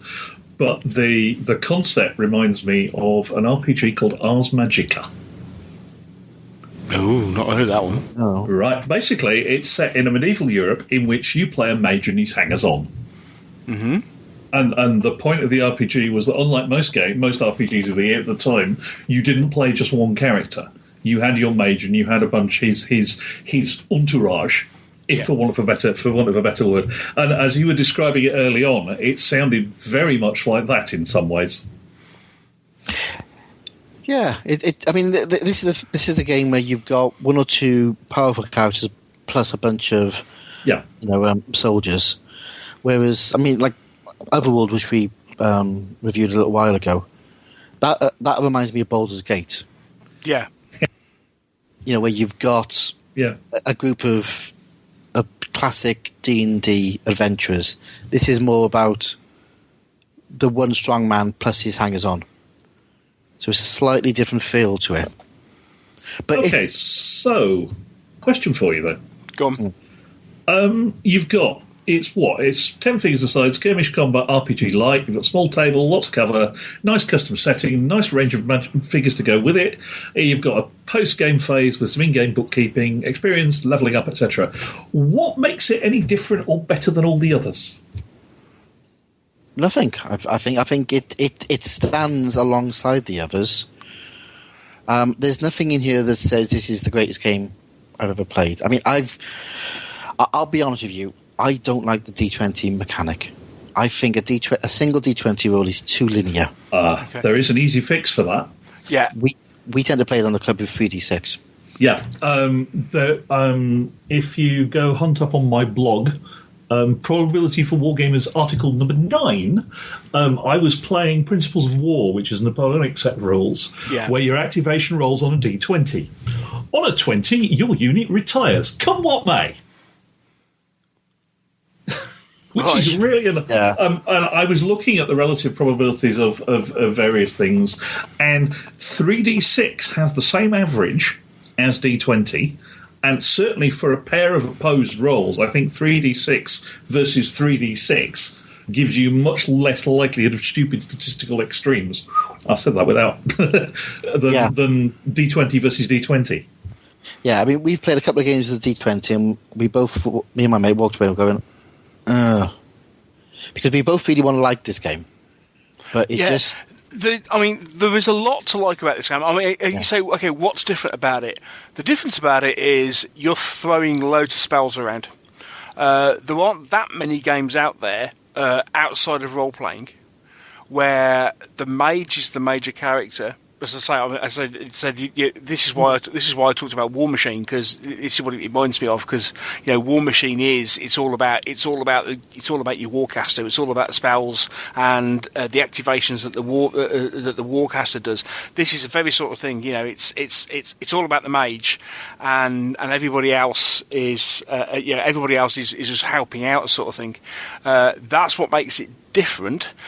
Obviously, other than that, and the fluff works. But as you say, the issue comes with the way the mechanics work. And as you say, my argument with the probabilities, and this is right now, I understand why they've done the health the way they have, because it then means that the empowerment mechanics work. Yeah. When you look at an awful lot of the style of warband rules, normally you end up in a situation where all your grunts have effectively one hit point. If they're hit and they fail their armor roll, they're dead. Okay? In this game, obviously that isn't the case. You have this situation where people start losing health. So, immediately you have an issue where all this has to be tracked. However, in whatever way you want to do it, if your soldier is hurt but not taken out of the game, you have to track how poorly they're hurt in whatever way you want to do. Now, I know they've got, you've got a stat sheet you can use or what have you, but obviously you need to be able to identify each of your figures and know what they all relate to. And that was one of the geniuses with War Machine, where everybody has a stat card. And, you could use that similar sort of situation, that similar sort of mechanic in this game if you really wanted to. So every one of your warband had a little stat card, and you used it in the same way that you would in like War Machine. Otherwise, you've got to have a wound counter, or something, or in some way be able to track and keep track of what model has got how many wounds and all that sort of thing. So there's a certain amount of bookkeeping that goes on in the game. I'll be honest with you, I didn't have a problem with that. No, I used the player sheet or the warband sheet and a pencil.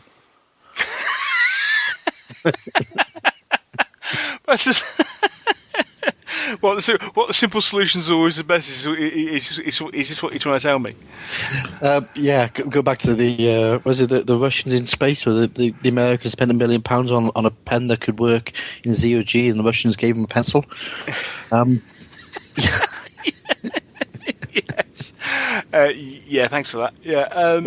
But no, I can see where you're coming from, and it could be a problem. But there's so few figures. I didn't have a problem with that. I literally, and I know it's going to sound really picky of me, but I just can't get past this linear D20. The issue I have with that tends to revolve around this the whole thing regarding opposed rolls, and then working out who wins and how much damage you do. Looking at probability. How often are you going to be in a situation where you roll off in combat, you do all the combat stuff, and you end up in a situation where I've hit you, but hang on a second, I haven't penetrated your armour because I haven't rolled high enough to penetrate your armour. Now, some people would argue, well, that's exactly the same as me rolling to attack, penetrating, and then you're making a saving throw. But it's actually saving you. It's actually saving a dice roll. But again, as you say, with this linear progression of probability, you can potentially have wildly differing. Well, I think especially when it's a case of the wild difference in rolls actually ends up making has a big impact on what happens. I think that's the thing. If it was just, oh, I've won the combat, I hit you, you're dead, I don't think it would be such an issue, because the difference or the potential disparity in the numbers that you roll has a direct impact on how much damage you do. That's where part of this whole issue comes in. With as you say, there is this potential wild disparity because you're rolling a d20. I can see why they've done it, because rolling a d20 is easy, and it also gives that nice RPG feel. Yeah. But at the same time, there is a reason why people use 2d6 mechanics, for example. Or there aren't that many new dice mechanics under the sun, and part of the reason for this is quite a lot of them suck.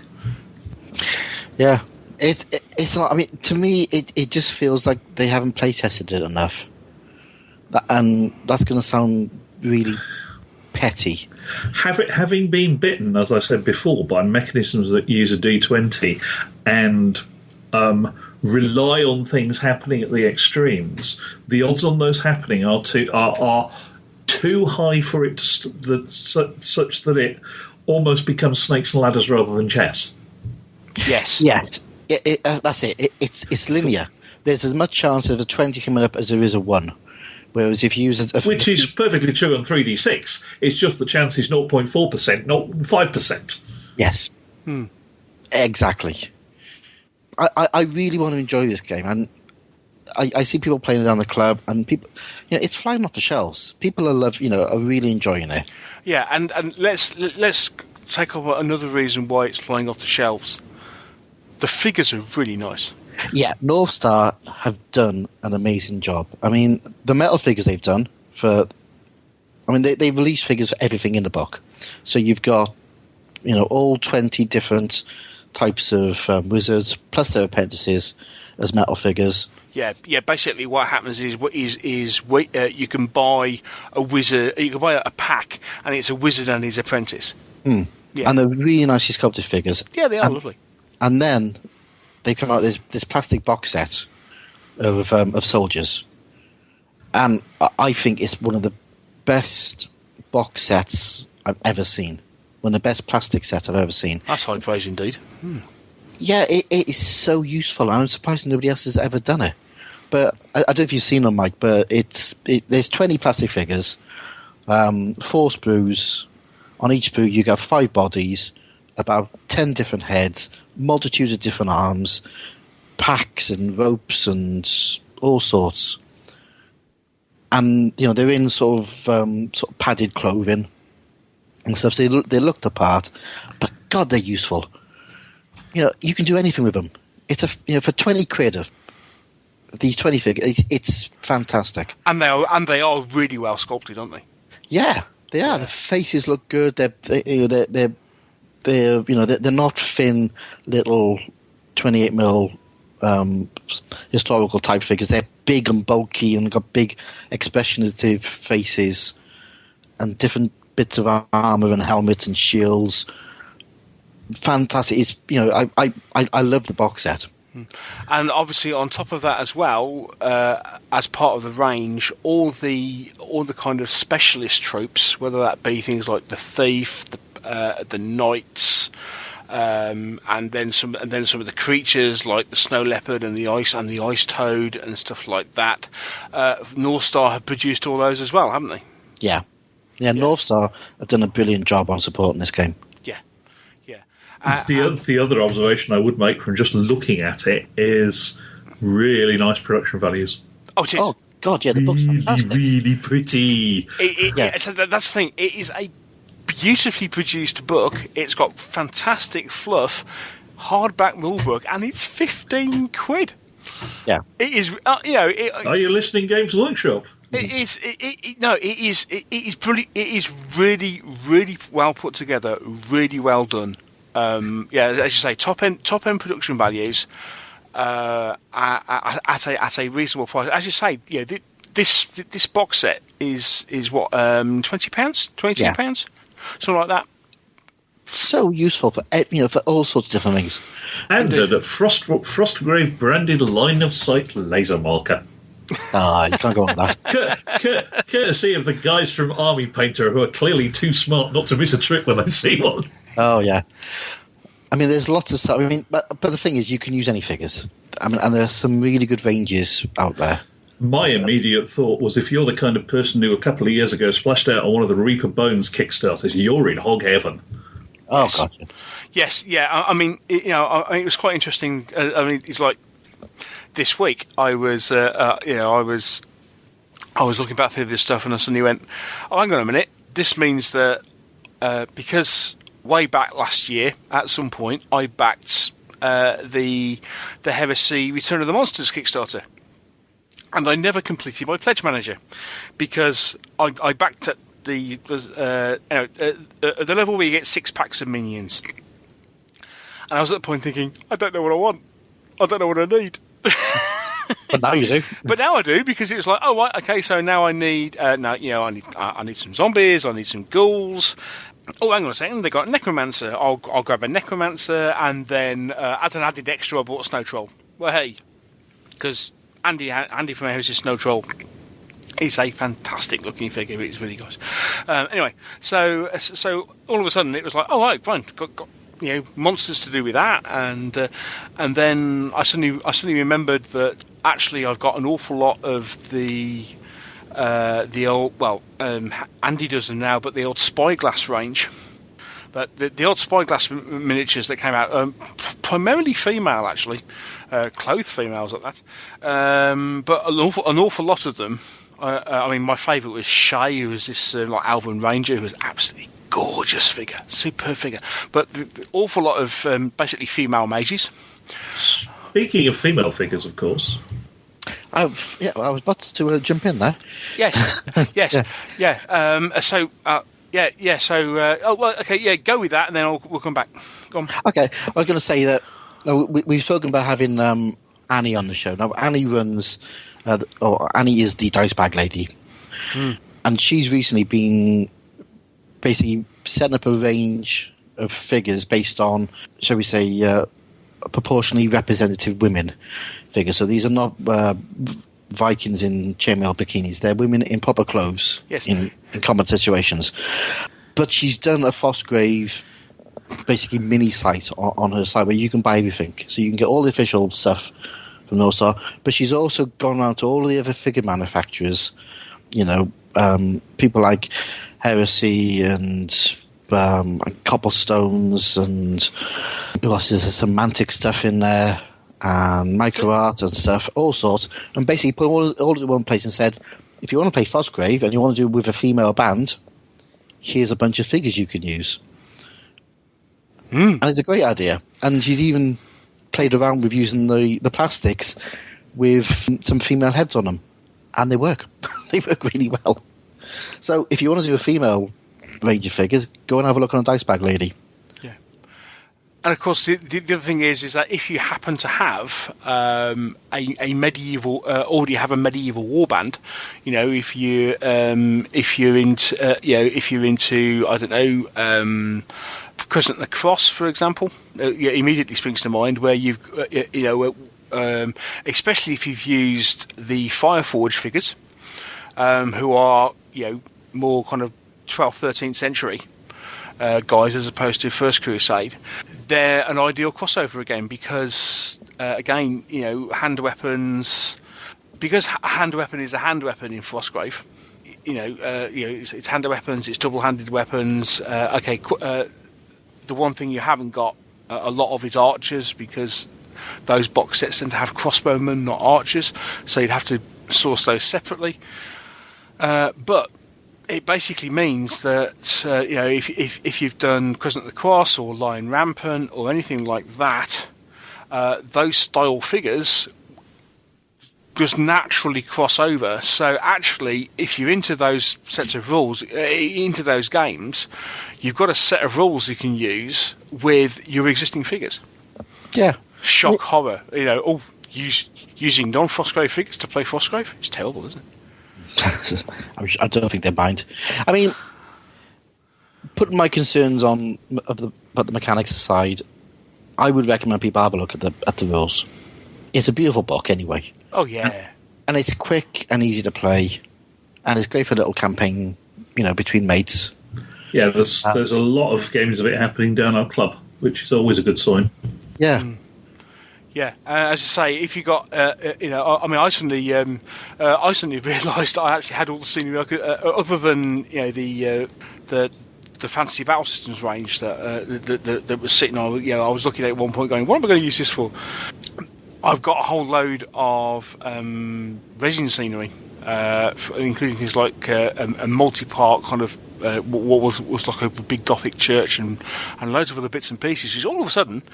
Of course, it's all ruins. It's all of a sudden, hang on a second, this becomes really useful for this, because that's what you need. The scenery is the one thing. They turn around and say, basically, you do have to have a scenery-heavy board. So that is the one thing that is... but having said that, there is a lot of stuff out there, and obviously you can always make your own stuff with card or what have you. It's not that difficult to do. I'll be foreground, do some ruins. Yeah, the late nice ones as well.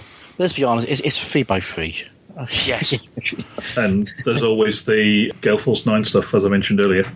Yeah. Yeah, there's loads. There is an awful lot. There's a lot and lots of stuff out there, and I mean, Renedra have just started producing some stuff. So it is perfectly doable. Now, one other thing to mention, they're already planning a supplement for it, aren't they? Yeah. In fact, the Kickstarter, I love that term. Inspired. Yeah. Well done, Nick. That was absolutely inspired. That is. Yeah. If we can just convince Mr. Clark to do what? Well, the rich starter, obviously. The rich starter. I was thinking the Clark starter. Hang on. Yeah, Kickstarter is starting. I think it's 25th of September.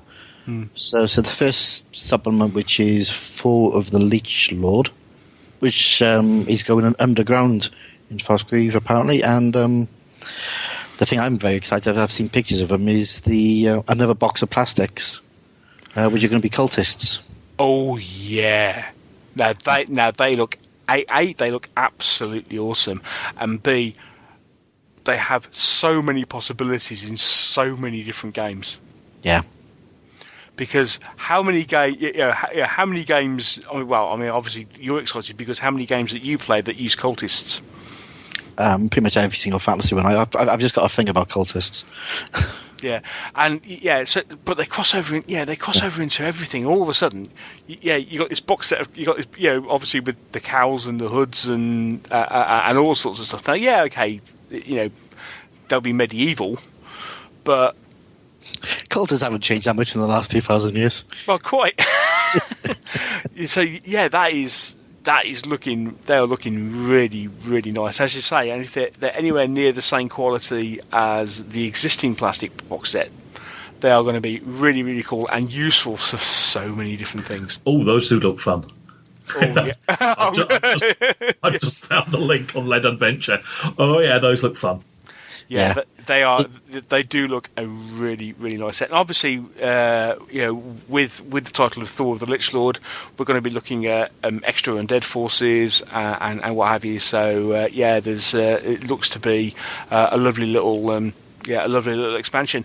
And of course, same thing. It's fantasy, so you're maybe. You may find that because the other possibility with that there's a rumour flying around in the Thor of the Lich Lord that you might now you might suddenly get other fantasy races other than humans. I don't know how true that is, but there is but there is certainly. I have seen rumours flying around about certainly about elves. We also note that the Cultist box set includes 3 sets of undead arms and 4 undead heads. There's a lot of use in that box, I think. Oh, yeah, there is. That is superb. Yeah, so there's also the possibility of starting to get other fantasy races appearing in your warband, which will be seriously cool. Now, okay, I mean, at the moment, it's humans, it's humans and what have you, and that has a certain thing. But as soon as you start talking, owls and, dare I say, dwarves, cool. So it was a dwarves view, innit? Oh. I was just thinking, though, those boxes, that's a unit of Kings of War figures. Yep. It's 20 figures. It's a nice unit for the human army. Yeah. Oh, yeah. Yeah, you can do so many. You could do so stupidly many things.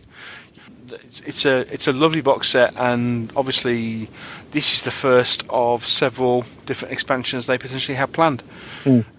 So in answer to your question, I suppose ultimately this has the potential to turn into another fantasy warband system.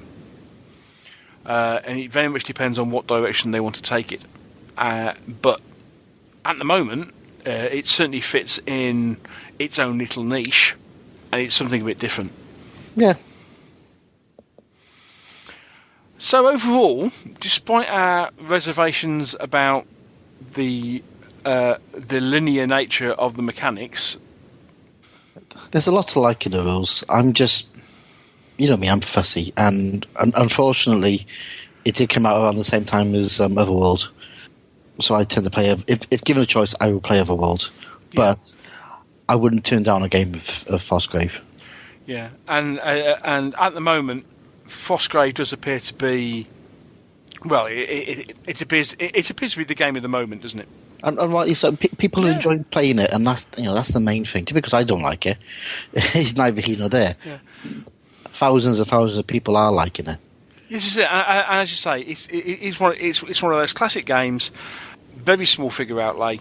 As you say, actually, you could get away with an outlay or an outlay figure wise of £27. Yeah, £27, which will buy you a couple of a set of mages and a box set of plastic figures, and that's your warband.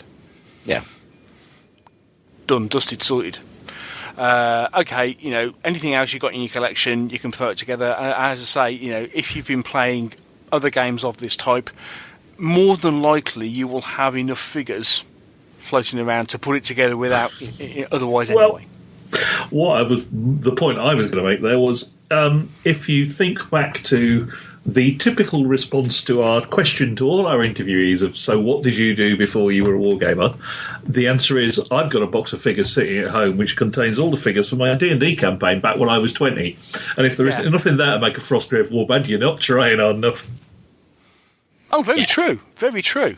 And especially if the rumours about Debbie humans turning up in if not the next supplement, then they're planned for future. It's because it turns into a an RPG, an RPG warband, and plus, as you say, some of the monsters. Okay, if you've got any sort of undead and a few other bits and pieces, sorted. Yeah, I use my Grip and Beast Revenants as zombies in the games we played. Just because I got them there. Yeah, lots of stuff out there. One thing I will say, this might be a little bit controversial.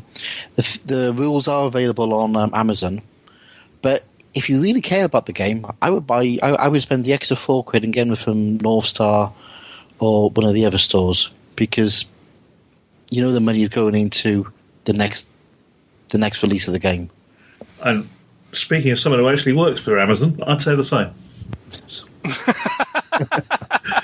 because frankly, we don't need the money. So North Star, Osprey themselves. I'm just actually trying to think if Osprey sell it, is it available as an ebook? You can get a Kindle edition of it. Yeah, so there you go. It is available. Osprey have got there's several different ways of getting a hold of it. But yeah, it is. It actually, as already said, beautifully produced book, and it's generally, despite our reservations, it looks to be a pretty good game. Oddly, on Osprey, the hardback is out of stock. Interesting. Ooh.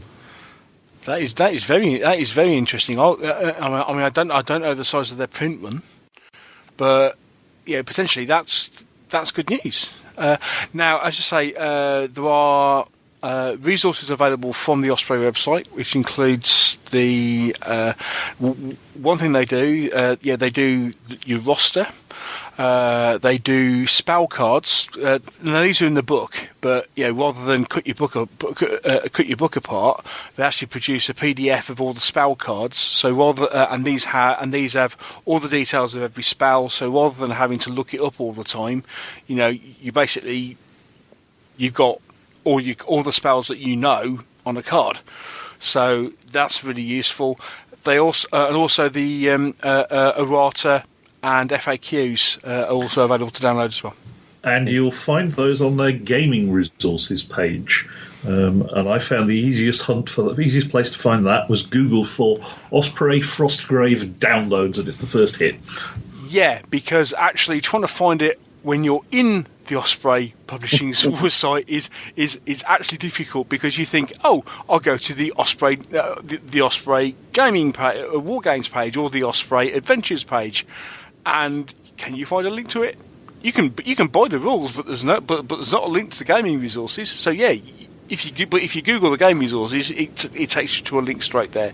So yeah, it does. Yeah. So we go. So there we go. Frostgrave. Yep. Well, I think we have sufficiently covered Frostgrave for one show. I think we're about done, aren't we, guys? I think so. Definitely. Right. Well, I think all that's left is to thank the two Mikes for appearing on the show. Thank you to Mike Hobbs, and especially thank you to Mike Whitaker. It's good to have you back on, mate. It's good to be back. Yeah, it's been too long, mate. Too right. And thank you all for listening. I hope you've enjoyed it and you found it useful.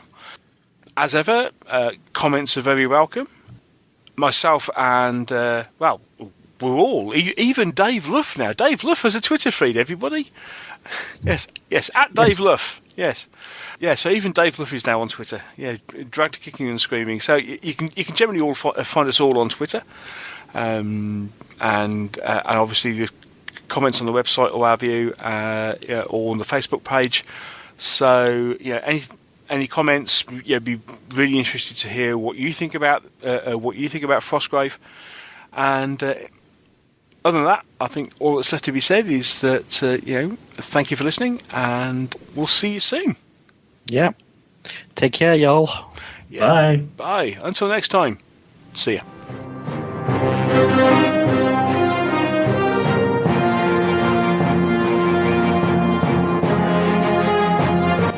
Thank you for listening to the Meeples and Miniatures podcast. If you want to know more about Meeples and Miniatures, there are several things you can do.